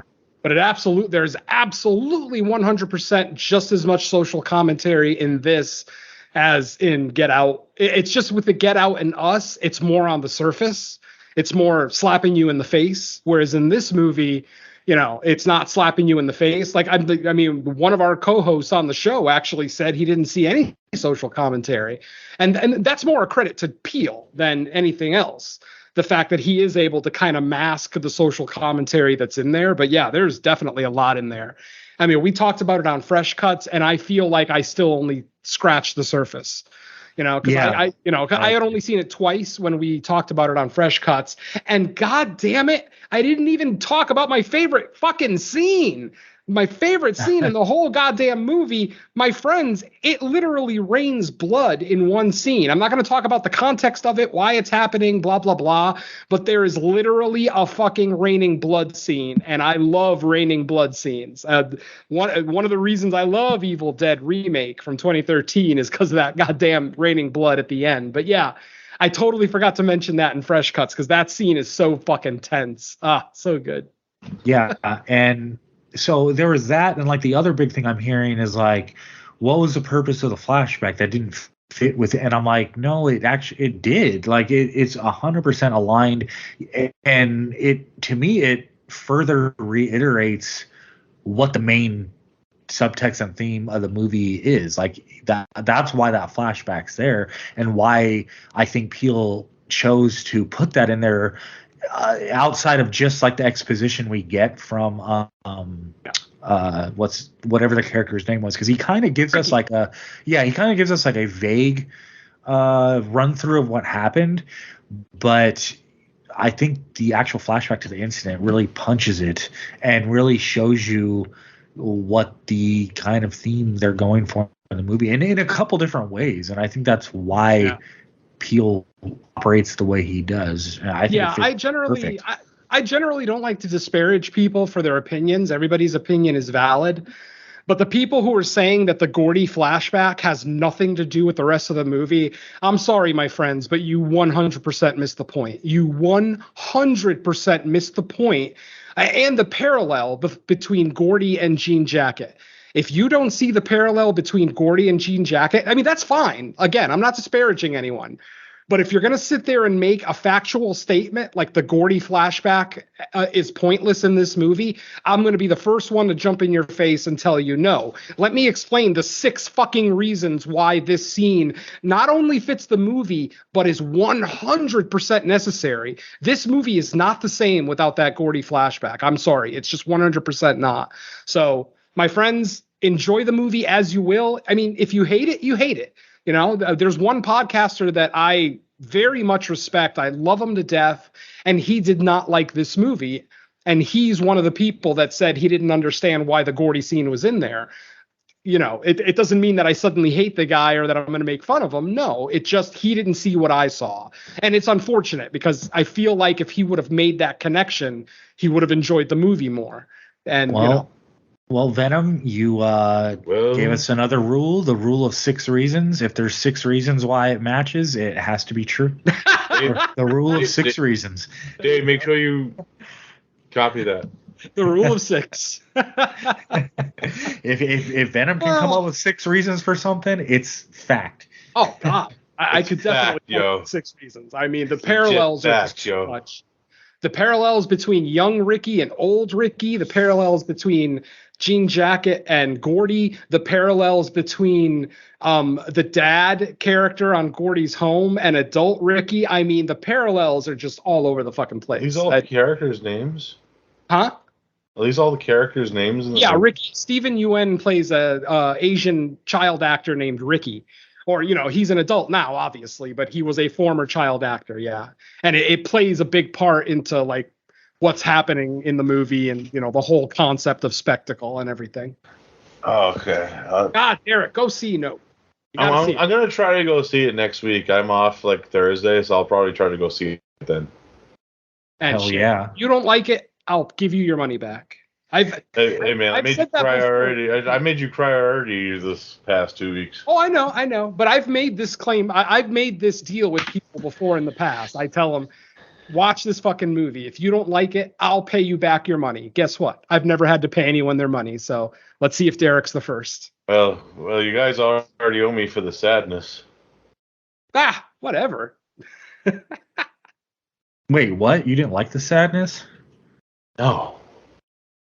Wow, that's a whole can of worms that has to be opened another day, because that's going to be an hour-long conversation at least. When the hell did this happen? Yeah. I don't know. I think it was just overhyped for me. Like when I'll watch it again. It was just, when I heard this when the other movie came out, most extreme movie you'll ever see. Like fucking what was it called?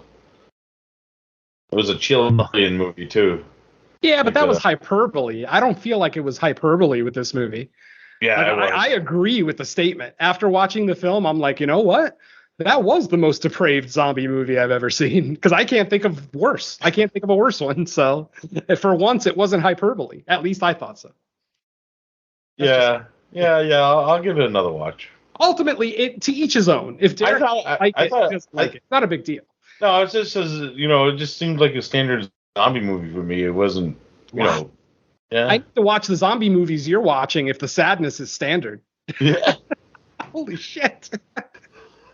Yeah, I mean, it's pretty depraved. I mean, I can understand the viewpoint of like I was sold on this, and that's not quite what I felt I got. But zombies eating asses and shit. That's how.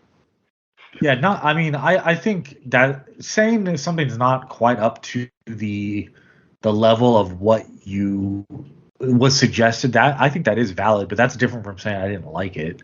No, I didn't. I thought it was like, if you didn't like it, I mean, even if you didn't like it, there's nothing wrong with that. No, I just hate it. It was just like, it was like, I don't know why everyone's like, yeah, it was fucking amazing, but I was like, okay, whatever. Yeah, you thought it was like a par for the course type thing. Like it's not bad, but it's not what it's not something I haven't seen. I want to play on that course. What's the par on that course? Like brevity at all times. Yeah, I want to play there. If this is directed by Noboru Oguchi, this would be a lot crazier right now. That's what I was thinking of watching this. Valid, but probably wouldn't have looked as good either. And, with all the nice filmmaking. That's the thing. This is a zombie movie that actually has like really nice cinematography, really nice score. It's the depravity is what most people are going to be talking about. And that's fine, because it is probably the most out there quality of the film. But this is actually a good film as well. Yeah. I've been saying the same thing about a Serbian film for over 10 years now. Yes, a Serbian film is one of the most debaucherous things that you can watch, but it's a well-made movie. It's got gorgeous cinematography. Even the porn scenes are so beautifully, the way that they're lit with light and shadow. It's awesome. Oh, I love suburban film. Yeah. That's what I mean. Serbian film, yeah. People can't get past the debauchery. They just look at it as trash. And it's like, if you have the stomach to get past all the depravity, you actually see great filmmaking. And that's, with a Serbian film and the sadness, it's a shame when people say that they just call it trash. To each his own. Like I said, all opinions are valid. But, and like I said, I'm not jumping on Derek's case. If Derek 100% hated the sadness, that's fine. That's his opinion. Yeah. I'm not going to try to change him on that. But I forgot what my original point was. So let's just move on. Yeah, let's move on before we kill each other. I will never kill anybody because of a movie opinion. Fuck that. I was just about to say, now that we're on a FBI watch list, it's probably a good time to take a break before our main feature. If I didn't get on Lacey Lou's case for calling Scream the best horror movie of 2022, no opinion's going to get me to jump on your case. Oh my God, that conversation well, I don't know if you're talking about the one from Fresh Cuts chat the other day, but like, oh God, you and Brandon were fucking going off. I'm like, shut the fuck up, you two. Yeah, dude. I wasn't even. I felt like people. You sounded like two old grumpy old men. No, that didn't drink their cranberry juice when you just had your period. not even.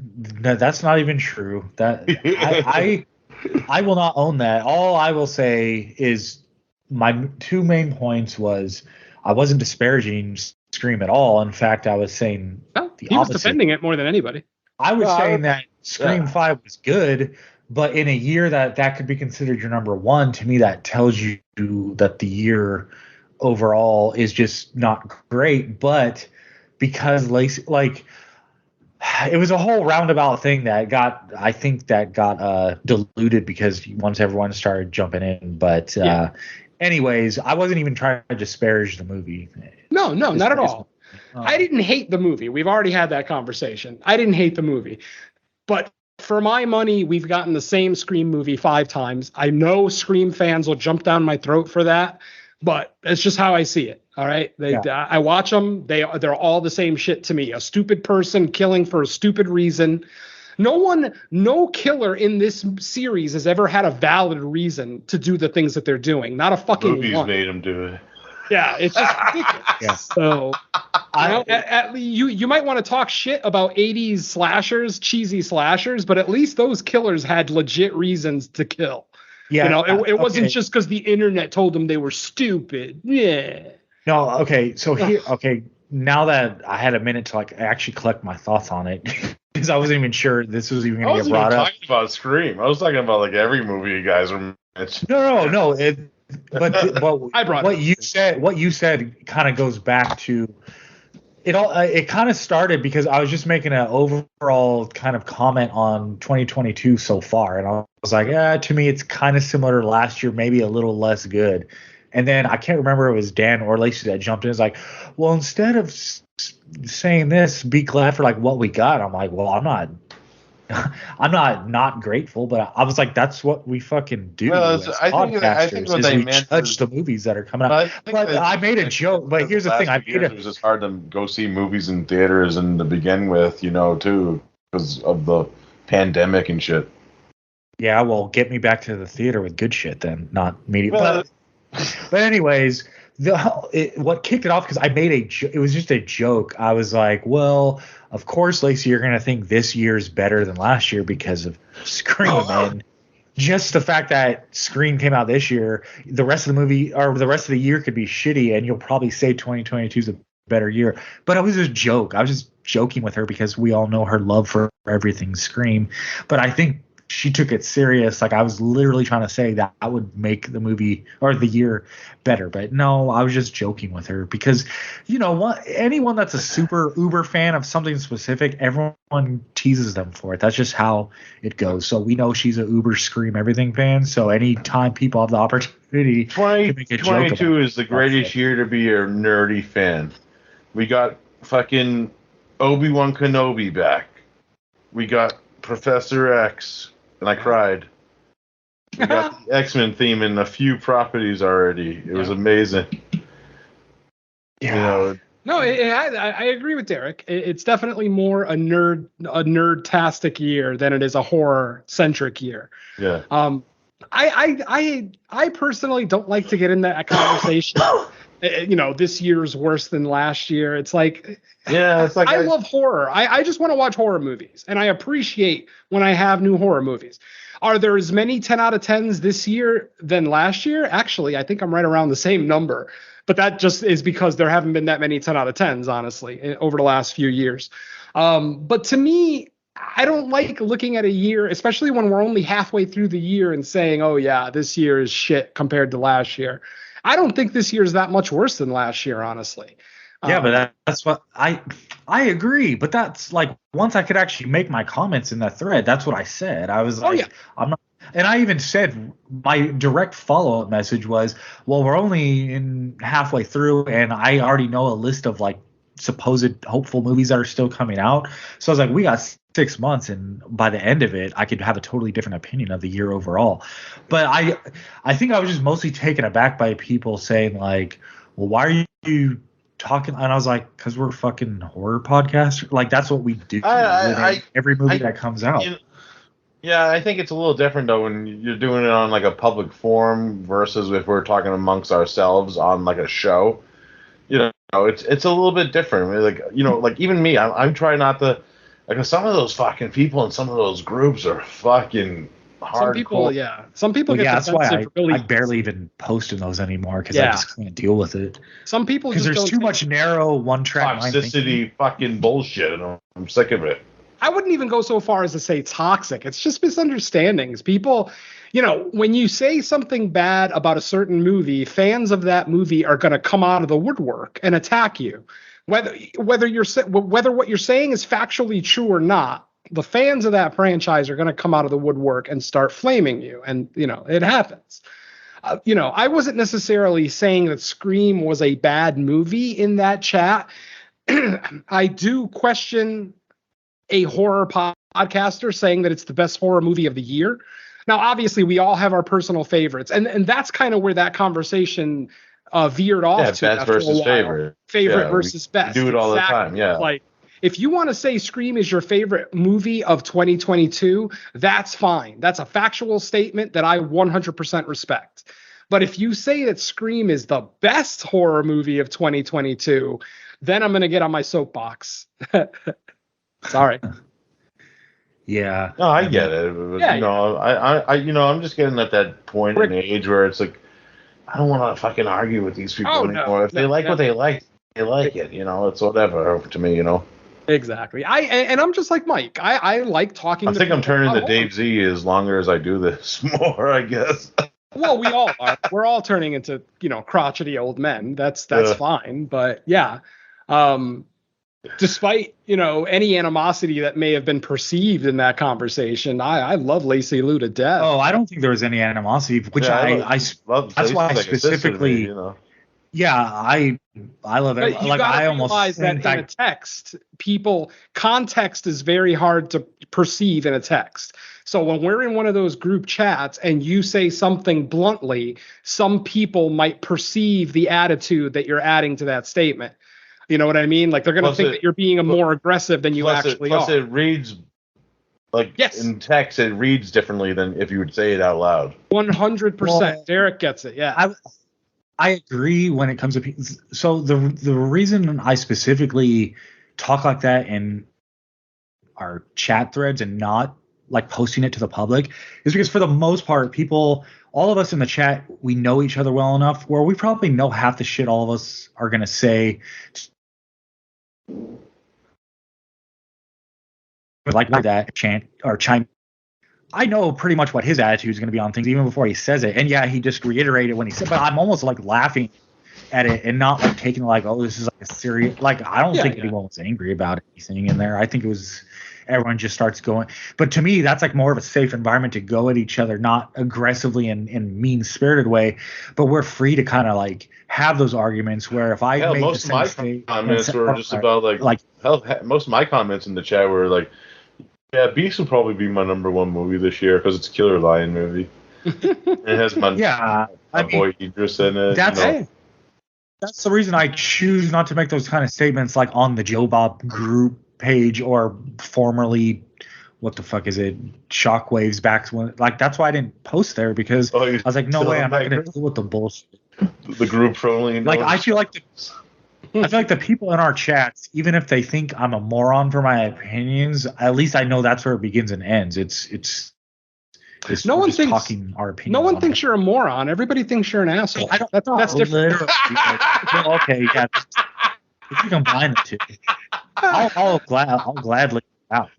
Oh, me too. I'd rather be an asshole than ignorant any day of the week. If you didn't know, that's my whole point to begin with. That's because we know each other like that.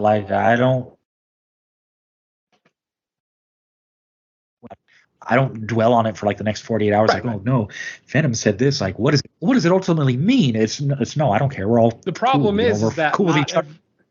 The problem is not everyone is you. Not everyone has the same mentality as you. You have to be kind of cognizant of the fact that there might be people in there that maybe have slightly more fragile egos. And I'm not saying you should treat people with kid gloves because they have a fragile ego. I'm just saying maybe I leave this chat option anytime that anyone can use. I try to leave the chat.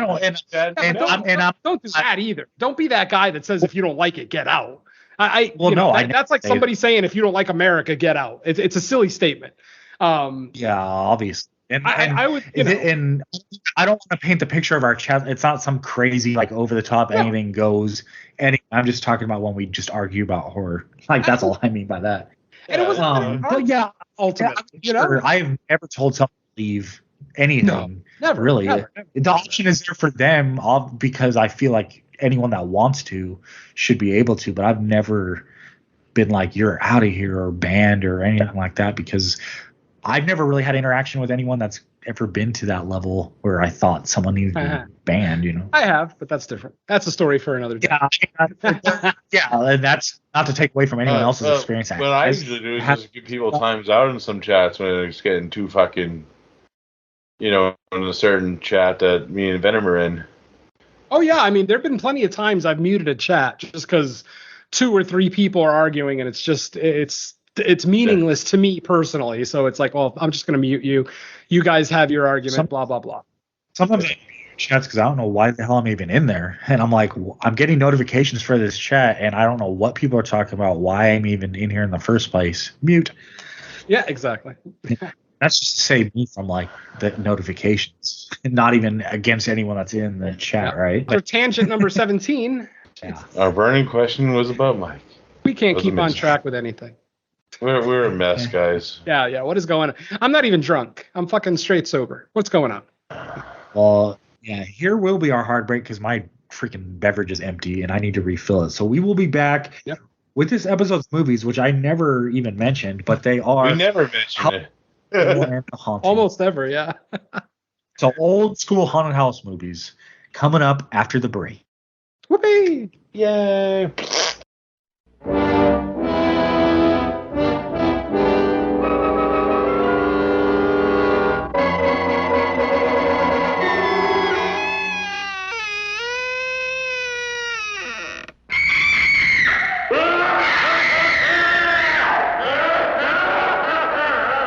I'm Vincent Price, and you're invited to my party in the house on Haunted Hill, where so far the ghosts have murdered only 7 people. So won't you come and make it 8? You'll see human heads without bodies.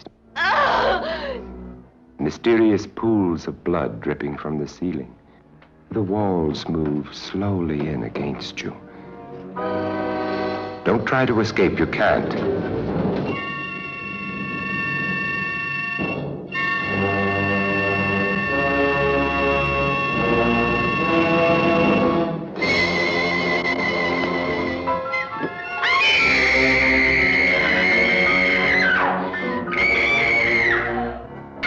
You ready, dear? No. Are you ready, dear? Yes. Damn you.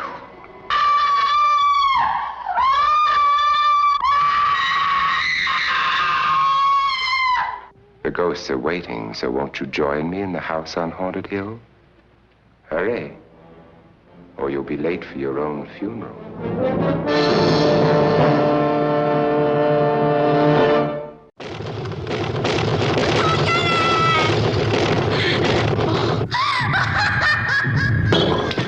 God, it knows I'm here. Look, I know the supernatural is something that isn't supposed to happen, but it does happen. Now look, Doc, we're buddies, okay? But don't try to convert me. I'm trying to prepare you. My name's Marquay, Dr. Marquay, a scientist interested in the supernatural. The unnatural, if you like. I came to Hill House to find the key to another world. Assisting me in this exploration of the unknown was Eleanor, Nell, who could look back into the past, and Theo, something of a witch, who could see into the future. This is Luke, who didn't believe in anything, until evil, patient and waiting, made him change his mind. Stop it! God. God. Whose hand was I holding? How many of us take seriously the things we cannot or do not want to understand, simply because we are afraid? No, you Paul! Did you hear me calling? Oh, this house. You have to watch it every minute. The Haunting was produced and directed by Robert Wise, brilliant producer of West Side Story. The stars consist of a cross-section of top talent in the world of entertainment. Julie Harris, Claire Bloom, Richard Johnson, Russ Tamblyn. What does it take to convince you that the dead do not always rest in peace? That some houses, like Hill House, are born bad?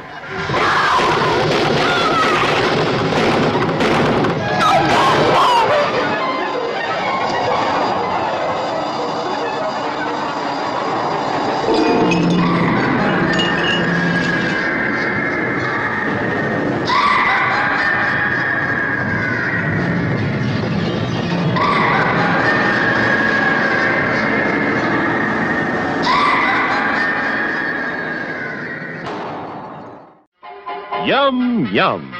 It's time for a tasty and refreshing snack.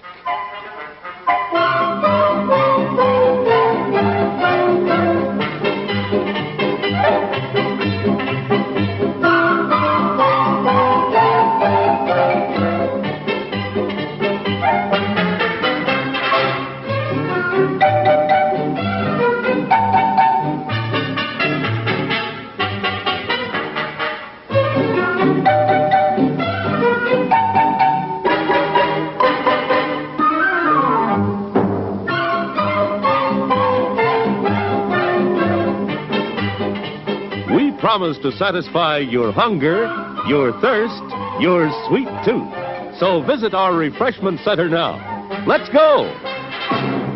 And now, on with the show. All right, we are back with our movies. We're going to go in chronological order. Not important to, but hey, that's the order I have them tabbed out on my browser. So we're going to start with House on Haunted Hill. And I will make a side note. Both of these movies do have a remake, and I have seen the remakes once. I think I actually saw both the remakes in the theater, and they came in around the same time too. These two remakes. Yeah, and I think there's good reason I haven't, or that I don't remember them well and haven't revisited them since. But maybe we'll talk more about that later. So, House on a Haunted Hill, 1959. This one actually only clocks in at an hour and 15 minutes. So, if you're kind of looking for an entry point for either just this era of horror in general, maybe an old haunted house movie, or you're looking for your first William Castle movie with Vincent Price, may I add, this could be a good candidate for you to watch to kind of get the ball rolling. So a millionaire offers $10,000 to 5 people who agree to be locked in a large, spooky rented house overnight with him and his wife. So, right off the bat, I'll say, if anyone that knows William Castle, to me, lots of gags going on in this. I love kind of his very direct approach to his brand of horror. It could almost be seen as comedic in some ways, and especially when you're looking at it now through the 2022. I'm like, are we? 2022 level. Just some of the more gaggy horror gags in it. Like, the arm that reaches around the corner, but no full monster, but just to elicit the scare, or the famous scene in this with the skeleton, the skeleton death, which is cool, the hanging, all sorts of different horror gags in this that really drive the story. Vincent Price, classic as always. He's just the film presence that always improves a horror movie for the most part. And then, like I said, William Castle, it very much feels like his brand of horror here. But I want to hear what you guys have to say. I'll start with Derek. I imagine you have seen this before, but what did you think of House on Haunted Hill 1959? Yeah. I've seen House on Haunted Hill before. And I dig it. I dig it a lot for what it does for the small scale story that it tells, where this millionaire offers money to 5 people, and spend the night with me in this haunted house.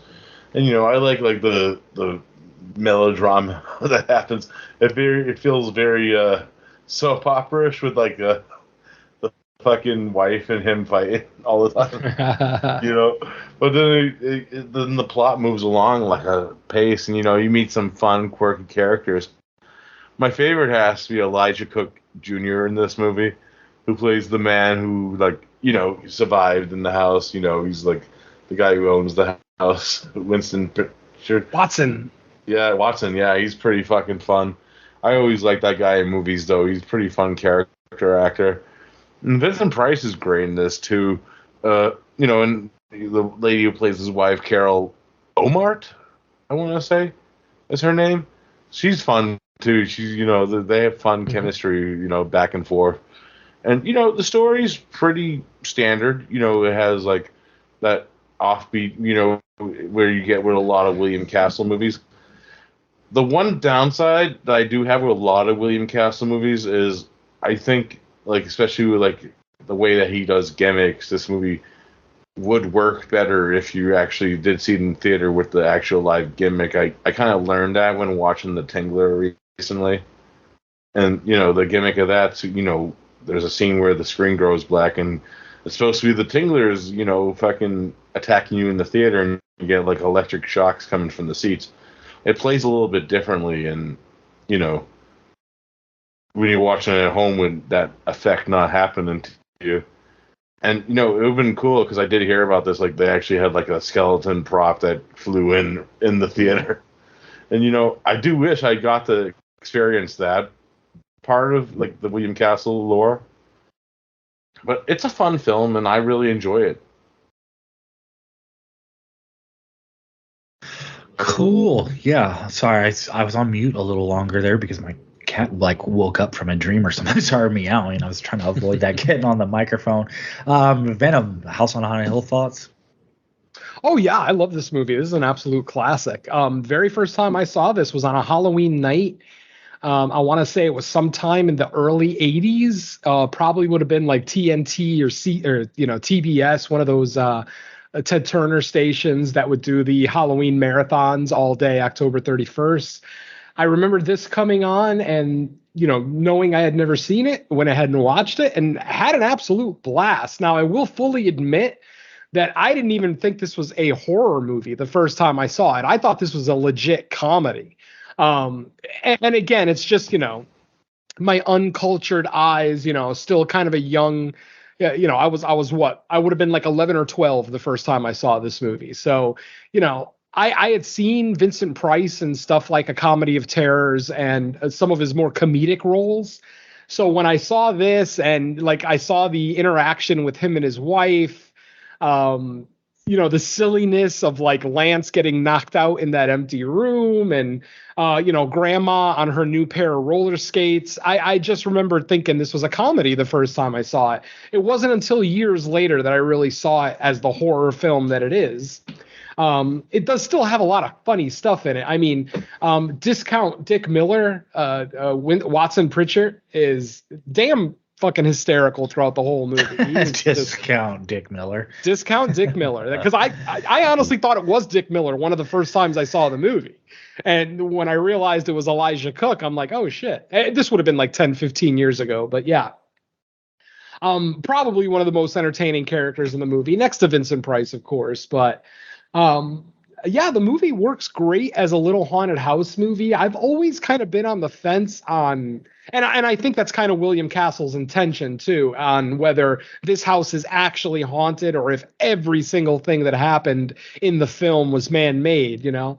There's schools of thoughts on both sides of it. You know, obviously the rope trick outside the window would be really hard to pull off for, you know, the two people. So, you know, so there's that element of, oh, maybe there is something going on at this house, but they still leave it ambiguous enough that, you know, there's that little bit of, you know, questioning that was this real or was it not? So I always appreciated that. I appreciated the scheme, how Vincent Price kind of comes off as the villain early on, but then later on, we actually find out he's the victim.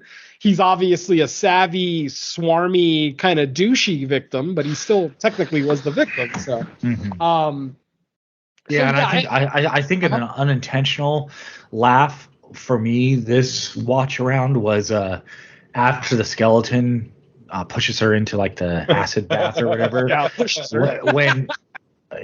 When he comes walking out with like this huge contraption of how he controlled the skeleton, it just cracked me up. I mean, I don't think it was originally intended to be funny, but Yeah, I mean, just the idea that like you're controlling the skeleton that precisely with that contraption, like on top of the fact that we don't see the strings while it's happening, but then as soon as the woman dies, suddenly we see all the strings connecting to it. It's kind of and he's kind of like, it looks like he's like spinning a wheel on it. And I was like, what the hell would that do to control the thing? Like it was just kind of funny to me.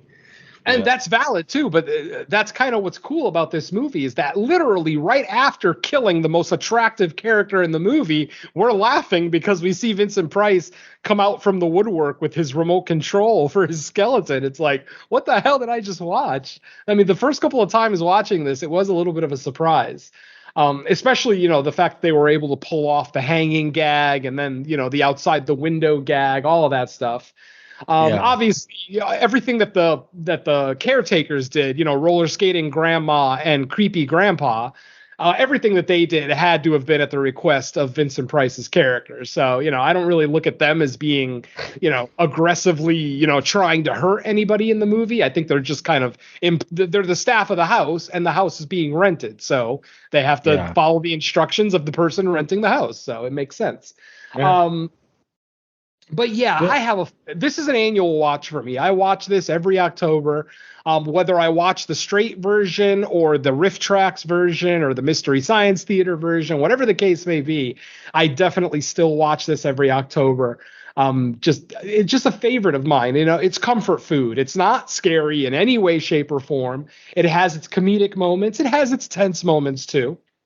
Yeah. I'm sure back in '59, some of the scenes in here were pretty fucking tense for audiences. So, and Mike, before we go any further, I love how you connected like these two movies where they like, try to drive the main like girl character insane through both. Yeah, no, these are two. This is a great pairing. I mean, these are two of the greatest haunted house movies ever made.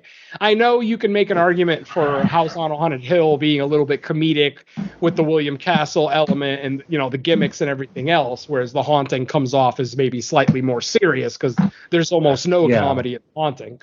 But I still think this is a great haunted house movie. Just this is a Halloween standard for me. It's good for the kids. It's not too scary for the kids. It's a good family, all ages will enjoy this. It's, it's not overly tense. It's definitely not gory or, blood filled in any way, shape. Yeah. But this I love this movie. Yeah, I was going to say, cause like when I first got into William Castle, it was he was kind of known as like the B movie version of Hitchcock because some of his movies, they really had like a pretty intense storyline behind like the killer and like the motivation, and he would try to do like the similar like Hitchcock style twist, right? It's just that everything that preceded it seemed a little bit less serious or a little more tongue-in-cheek than what you would find in a Hitchcock movie, whereas House on Haunted Hill, it is William Castle, but it almost has like just the haunted house aspect to it. It has a little bit more of like a whimsical tone to it. Like it almost kind of reminds me of like if you were staying in like the Addams Family house like overnight. There's a lot of like you would find these similar gags and like going on in the Addams Family house. Like oh you go to open up a candy dish and thing comes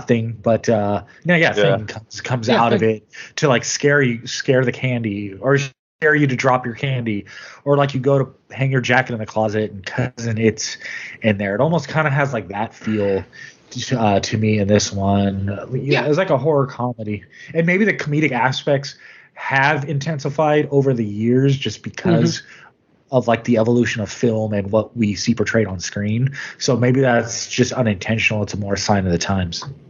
Yeah. Every time I watch this, Nora just is funnier and funnier to me. Her being scared, not intentional funny, obviously, but just the fact that this woman is so goddamn terrified.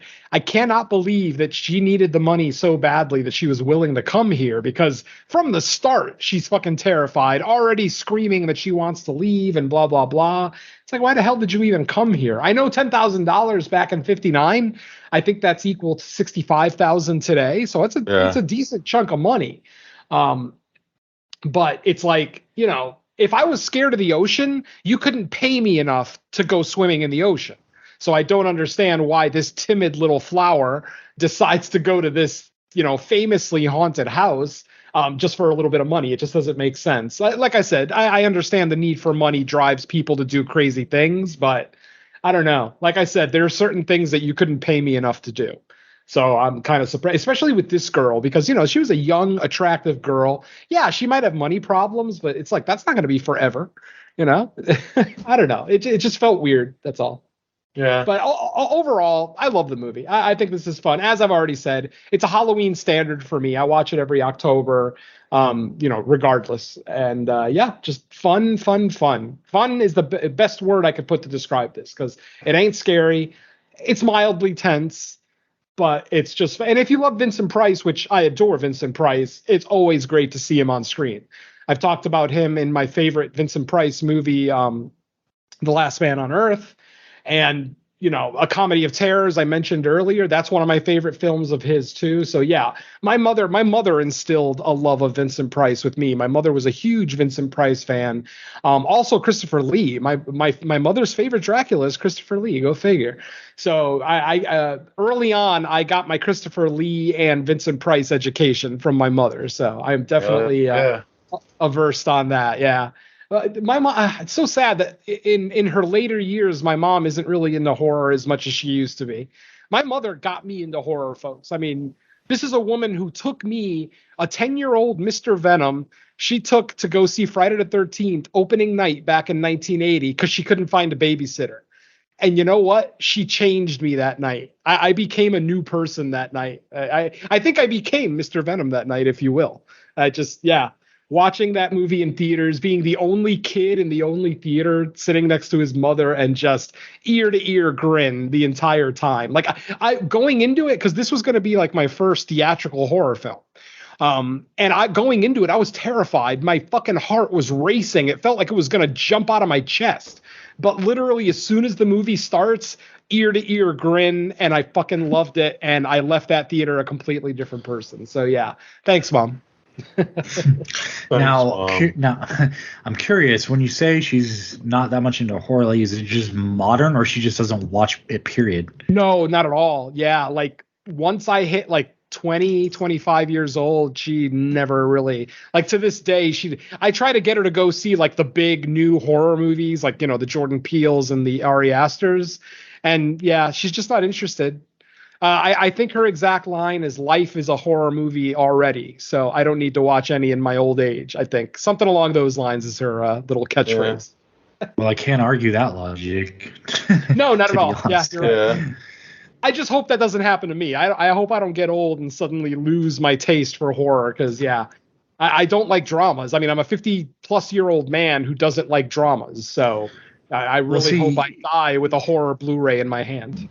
See, I would almost take your mom's sentiment and do the reverse and say, real life is such a horror show that horror movies don't affect me, and that's why I continue to. Well, they don't affect me the same way when I can turn on the news and it's like, this is more depressing than anything I've seen in a horror.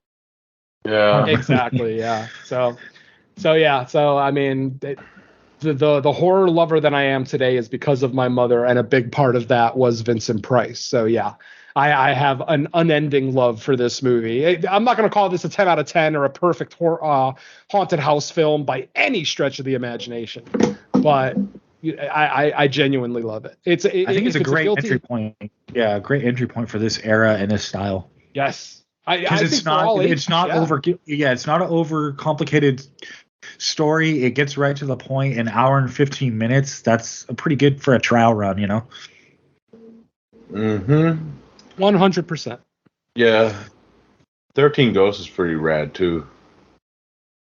Yeah. Another remake that came out right around the same time. Yeah.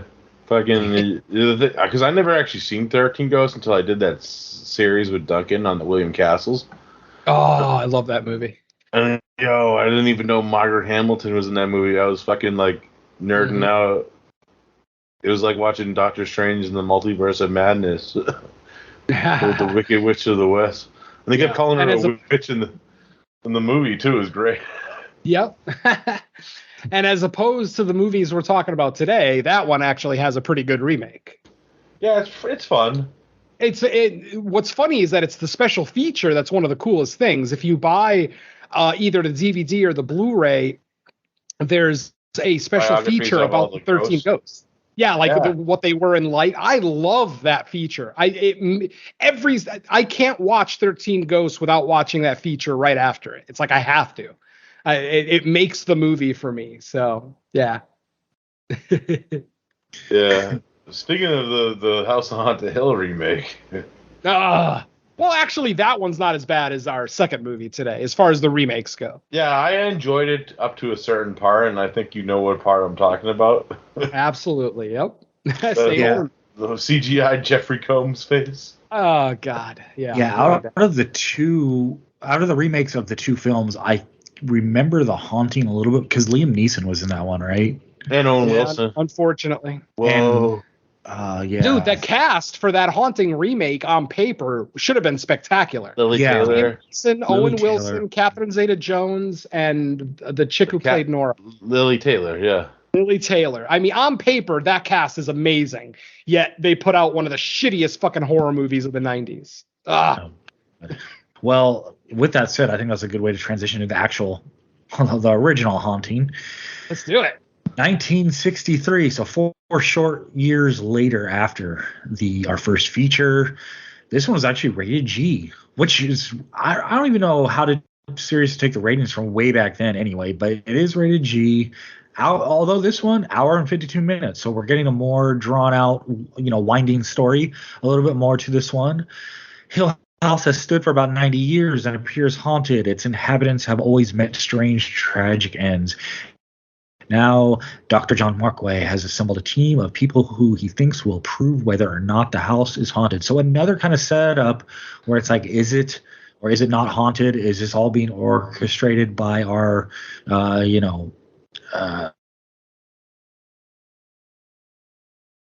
guest of honor, or what is going on behind the scares of the movie? So let's get some opinions on this one. Venom, I'll start with you this time. The Haunting. I'm assuming you've seen it before. What did you think? I've seen it. I've owned it on every form of media it's ever existed. My friends, this is one of the greatest haunted house movies ever made, in my opinion. This is one of the three. I have a holy trinity of haunted house movies. 3 of the greatest haunted house movies, in my opinion, of course. 3 of my favorites. They are The Innocents, The Changeling, and The Haunting. Those 3 movies are 3 of the most terrifying haunted house movies I've ever seen in my life. They are still effective to this day. I mean, watching The Haunting from 1963 recently for this show, there are a couple of very, very intense scenes in there. And that's saying a lot for a movie that's over 50 years old or just over 50 years old, 60. No, it's over 60 years old. What am I saying? Jesus. But yeah, my friends, The Haunting, in my opinion, as I've already said, one of the greatest haunted house movies ever. I absolutely love the character setups here. I love all the characterizations. All the characters are spectacular. Great performances, specifically Richard Johnson as Dr. Markway, just a spectacular kind of host for the festivities. For what's going on here. We've got a great lore. We've got, of the house, the man who built the house. They don't have to add all the extra shit that they added for the remake, which is one of the reasons I can't stand the remake. Just all the story changes that they did to it. This is a nice, simple story. It's just about a story of a man who didn't like people, so he built a house as isolated as he possibly could. And then, tragedy occurred at the house in succession over the years. So, very simple story, very simple setup, but so goddamn effective. I mean, there is a scene in this movie where the 2 women are being kind of assaulted by a spirit in the house, literally just banging on the walls. That's it. It's literally just banging on the walls, but it's such an effective scene. The way that it's shot, the way that the camera moves throughout this scene, the way that the sound moves even, because you can't always tell where the knocking's coming from until finally towards the end of the scene, it gets isolated right at the door, the front door of the bedroom that they're in. Just an incredibly effective scene for me. And then there's scenes in this movie that aren't even horror scenes necessarily that I love. There's a scene here near the statue of the man who built the house where Nora suddenly starts dancing around it. Something about Nora's dancing and her humming in that scene is fucking terrifying to me. I don't know what it is. She's just doing a simple little like pirouette around the statue, and she's humming, a beautiful tune. But something about it is fucking haunting. No pun intended. Just I really love that. It's not meant to be a scary scene. It ends up getting broken up with a little bit of scariness. A door opens at the end of the scene, terrifying everyone. But I just love this film. As I've said, I mean, what better compliment can I give it as it's one of 3 of the greatest haunted house movies I've ever seen. I will absolutely die on this hill. I love this movie to death. I love every single character, every single set piece. The rickety staircase leading up to where the maid killed herself, in previous years. Everything about this movie I fucking love. And like I said, Richard Johnson as Dr. Mark Way is just the anchor for this whole thing. Whereas we got a little bit of the silliness with people like Elijah Cook and Vincent Price in House on Haunted Hill. None of that silliness in this movie. And not to say that that's a detriment to House on Haunted Hill. That's part of the reason why it's so watchable. This movie is 100% serious. There is no comedy in here. Very few attempts at levity. It's with some effective scenes, a satisfying ending, an ending that some people may not understand right away or on first watch. But over the years, as I own this movie many times over, like I said, and I watch this a lot. So this is one of those movies that I watch at least once a year without fail. Maybe not always in October, but yeah, without question, one of my favorite haunted house movies ever. I think I've already said that 6 times, so I'm going to stop here. But yeah, I can't recommend this movie enough. Absolutely adore it. It's a little too slow for some people. You kind of have to be a fan of slow burns. And also, some people aren't very satisfied with the ending because for whatever reason, people wanted to actually see a spirit. They want to see, something tangible, something standing in front of them, an antagonist of some kind. Whereas you don't get that here. Everything is implied, and it's so effective for me that, like I said, it makes it one of the greatest ghost movies ever. Yeah, I think that's like for someone watching these back to back, if it's their first time for both, the first thing that's gonna like jump out is this one's a much more like slow burn story, in depth, stuff going on where you kind of gotta pay attention to everything that's going on with the characters. So once you get to the end, you're understanding like everything. Just like kind of like a fun romp for like an hour and 15 minutes, So yeah, and I can see where people think this might be too slow or just too long. I still love it as well. I think it's like expert in craft, like the expert craftsmanship in this one is there on display. I think it's timeless, and if you don't consider it still having done so, I think at least for its time, it's set the standard for haunted house movies. But yeah, and the pedigree that this director brings. I'm assuming you've seen this one before too, but what did you think of The Haunting? Who, me? Yeah. yeah, I love The Haunting. It's fucking Robert Wise, man. Yes. One of the greatest filmmakers ever. He did this after he did fucking West Side Story. Yeah. Yeah. And, he did it with not even half the budget of West Side Story. That shows you how great of a filmmaker he is. And, I think I had to give it detriment because it has a lot of like the feel of like his early work that he did with Val Lewton, which if you watch a lot of the early Val Lewton movies, all shot in black and white, kind of have the same atmosphere as he does with The Haunting, and it's fucking great. In Richard Johnson, I already love him because he's in Zombie, so there's no fucking, yeah, he's fucking great. I love Russ Tamblyn in this movie as Luke. Yeah. The skeptic one. He's kind of like, sort of like the sly comic relief of the movie, with some of the comments he makes. And, it's kind of funny because I watched this and War of the Gargantuans at the same time, and he's in both of those. But, yeah, it's just a great story, and very, what's the word I'm looking for? Faithful to the source material, Shirley Jackson's novel. It's just a great movie.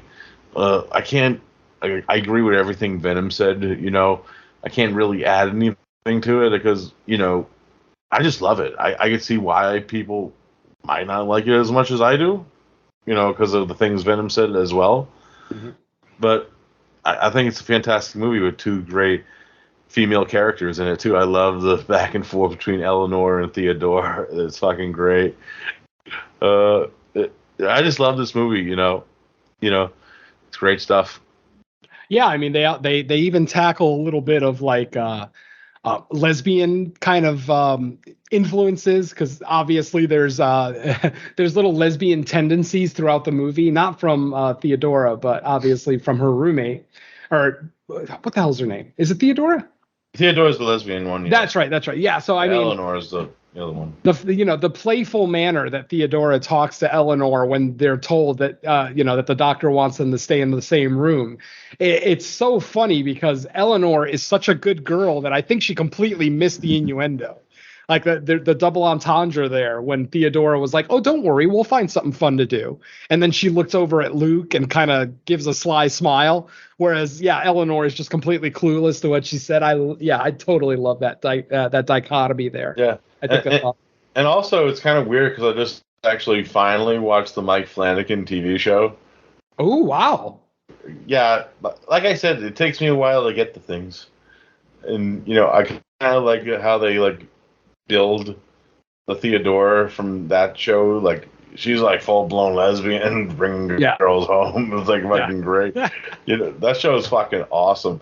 And I'm speaking of which, it's actually we should actually talk about that too, because there's actually a cameo from Russ Tamblyn in that show, which I fucking loved because I just watched this and then watched that episode that happened. I'm like, holy shit!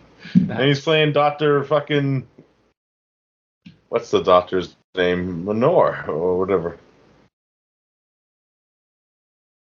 Markway, Dr. Markway. He plays Russ Tamblyn plays Dr. Markway on the Legend of Hill House, the Haunted Hill House show. Oh, maybe they're connected, and we just never noticed. Oh yeah, because he played Luke in the original movie. It's kind of funny he's playing Markway, who's a skeptic doctor, psychiatrist in that show. So it's funny. Absolutely. Hell yeah.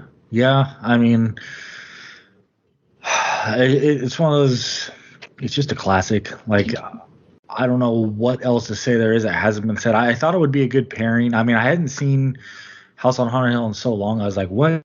A lot of times when it comes to my picks, I always have a movie in mind.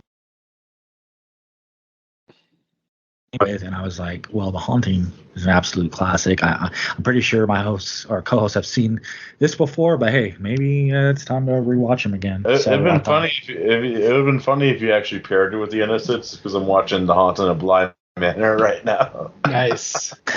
No, I'm just glad I didn't go and do something stupid and pick the remakes, because then I wouldn't have co-hosts anymore. No, you would have been recording this alone. I actually have some, I'm not going to say The Haunted, because I agree The Haunted remake's a bad movie, but I died laughing when Owen Wilson gets decapitated. Oh, hell yeah. I actually have a funny story for The Haunting. I saw this in theaters. I saw The Haunting in theaters, and I walked out of the theater loving it, believe it or not. I remember thinking, this was the time when, CG was just starting to get its feet. So even though the CG in this movie is terrible by today's standards, at the time, I just thought it was like a big roller coaster ride. I hadn't seen the original up to that point, so I obviously had no frame of reference. Once I saw the original, I realized, the remake is garbage.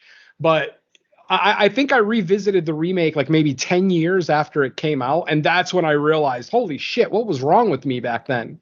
I just don't know what the hell I was watching, because watching it 10 years later, the story is garbage. The effects are garbage. Catherine Zeta-Jones is garbage in this movie. I'm sorry. I usually like her. She's garbage in this movie. I'm very sorry. Yeah, she's one of the worst parts of the movie. Absolutely. Yep. But yeah, I can't even watch that. I refuse to watch that movie now. Plus, you can't really watch it No, because all you think about is Scary Movie 2 with half the scenes in it. Oh, I'd rather watch Scary Movie 2, honestly. Yeah, Yeah. any day of the week, I'd rather watch that. I mean, like I said, you're taking, as I've already said, you're taking one of the 3 greatest haunted house movies ever made, and you're turning it into a CGI extravaganza, and that's just never going to work. Like, why would you think that would work? And the funny thing is that The Haunting was a success. It actually made money in theaters, kind of surprising. Obviously not enough of a success to warrant any sequels or anything, thank God.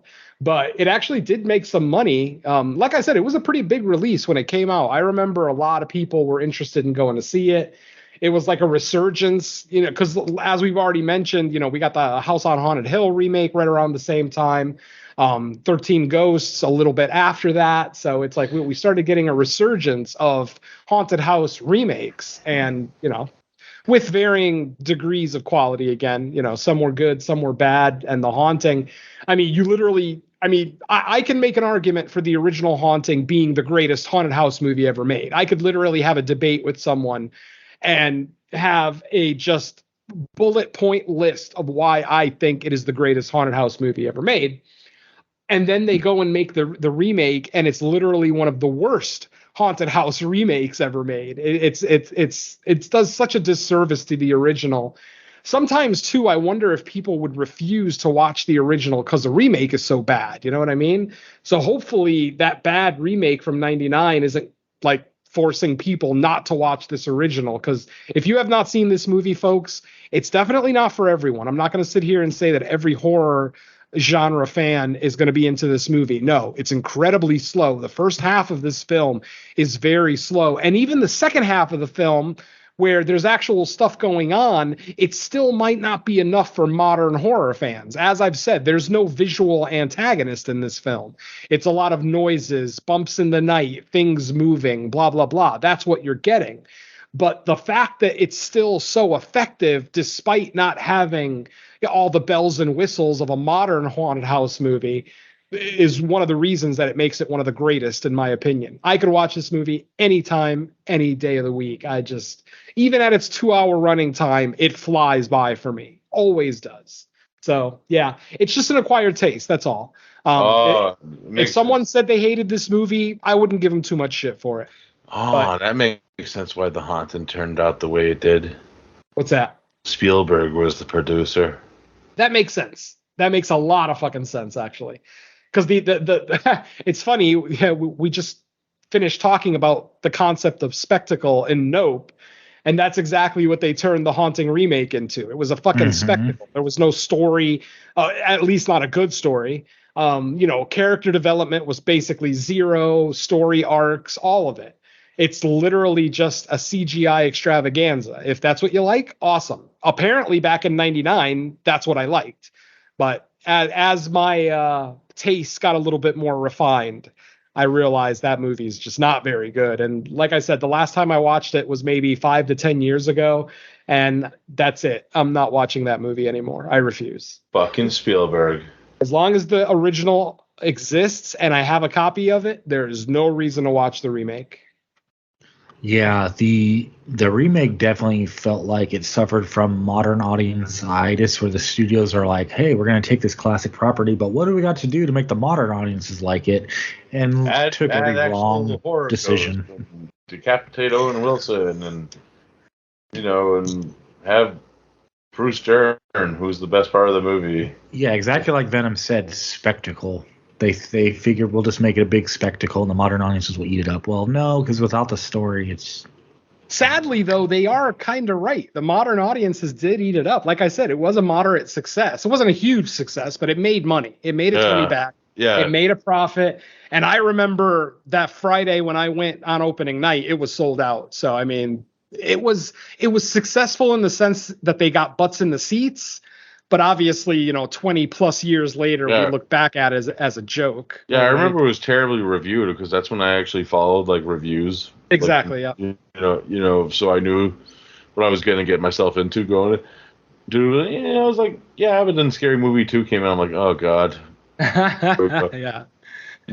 But when a comedy parody does scary scenes better than an actual horror movie, yeah, there's a problem. Yeah. I actually I like Jan de Bont as a director, and this is like the downfall was this and Speed 2 for me with him. Yeah. Because I love Twister, I like the original Speed. Sure. And I think the one thing that kind of made him not the right person, because he actually just got like his dream project, which was supposed to be Godzilla '98, taken away from him. Right. From Roland Emmerich. Oh God. Yeah. Imagine at least Roland Emmerich didn't direct this. It would be even worse. Yeah. Though if they swapped, I'd be okay with it. Yeah. Because he actually had Stan Winston working on the Godzilla design, and they actually released a figure for it, like Stan Winston's original design for the Godzilla '98, and it looks fucking amazing, way better than the Jay Leno iguana. I'll try to look it up and send you a picture of it, and you'll love it. Hell yeah! You'll be like, we could have got this, but yeah, it's fucking This Haunted remake, not great. Just watch the 5 seconds of Bruce Dern. That's about it. Yep, that's about it. That's where it begins and ends. And then, or if you want to see like Liam Neeson doing an early take on his Taken character, I have a very usual set of skills as a psychiatrist. I will train you to be a Jedi. Yeah, he has a lot of unique set of skills that he needs to share with the world, apparently. He's like stop making them unique. With the world needs these skills. He's like the Charles Bronson of this era. Like he just does the same movie over and over now. Stan Winston's Godzilla is very lizard-like. I like it. Yeah, it's fucking great. Like, yeah, it's fucking awesome. It really is. It's nice. Yeah, too bad. What could have been? Yeah. Oh, well. All right. Well, I think that's going to wrap up our discussion on these two movies, which also brings us to the end of No More Room in Hell number 47. But as we do before we leave, we find out where everyone can be heard of and what the latest is. So, Venom, let's hear from you on what shows you got out there right now. All right. The latest episode of No More Room in Hell presents Creature Comforts is now available. That is episode number 11. We look at for the first time, we look at a brand new film, and we looked at Phil Tippett's Mad God, currently available on Shudder. That episode is currently available, came out last week, so check that out. Like I said, that's episode 11 with Derek and Mr. Donanelli and myself. On No More Room in Hell presents Fresh Cuts, our weekly podcast where we look at the newest genre releases. Of course, by no surprise to anyone, we are looking at Jordan Peele's Nope. We try to break that down as good as we can, only, after only watching it once or twice, because Jordan Peele movies tend to, it's one of those things where the more you watch it, the more you see in there, stuff that's hidden in there, posters in the background, just all sorts of different stuff, blah, blah, blah. I actually thought, for half a second, I saw the, what do you call it? The in Get Out, when our main character kills the surgeon with that deer head, I thought I saw that in Nope. I thought I saw the same deer head.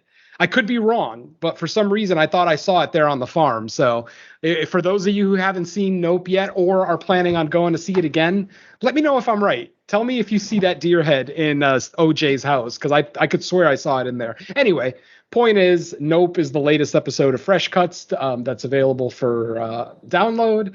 And that's pretty much it for me. I don't have any guest spots lined up, though Mike and I will have an announcement soon about a new podcast that we'll be releasing.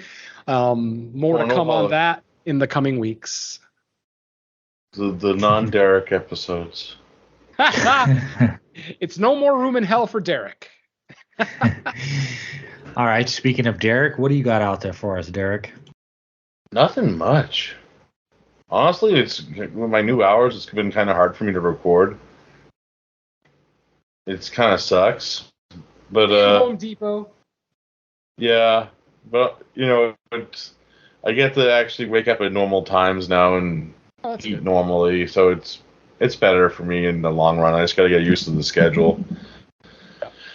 Yeah, but overall, that's about it. There's a few guest spots that are coming up. Shit. Yeah, summer series. I totally forgot to talk about the summer series. Yep. I said I had no guest spots, and I literally just recorded a 4-hour one last weekend and forgot about it. I was shocked that it only lasted 4 hours, too. Well, yeah, for 4 episodes, because we actually recorded 4 separate episodes. So, yeah.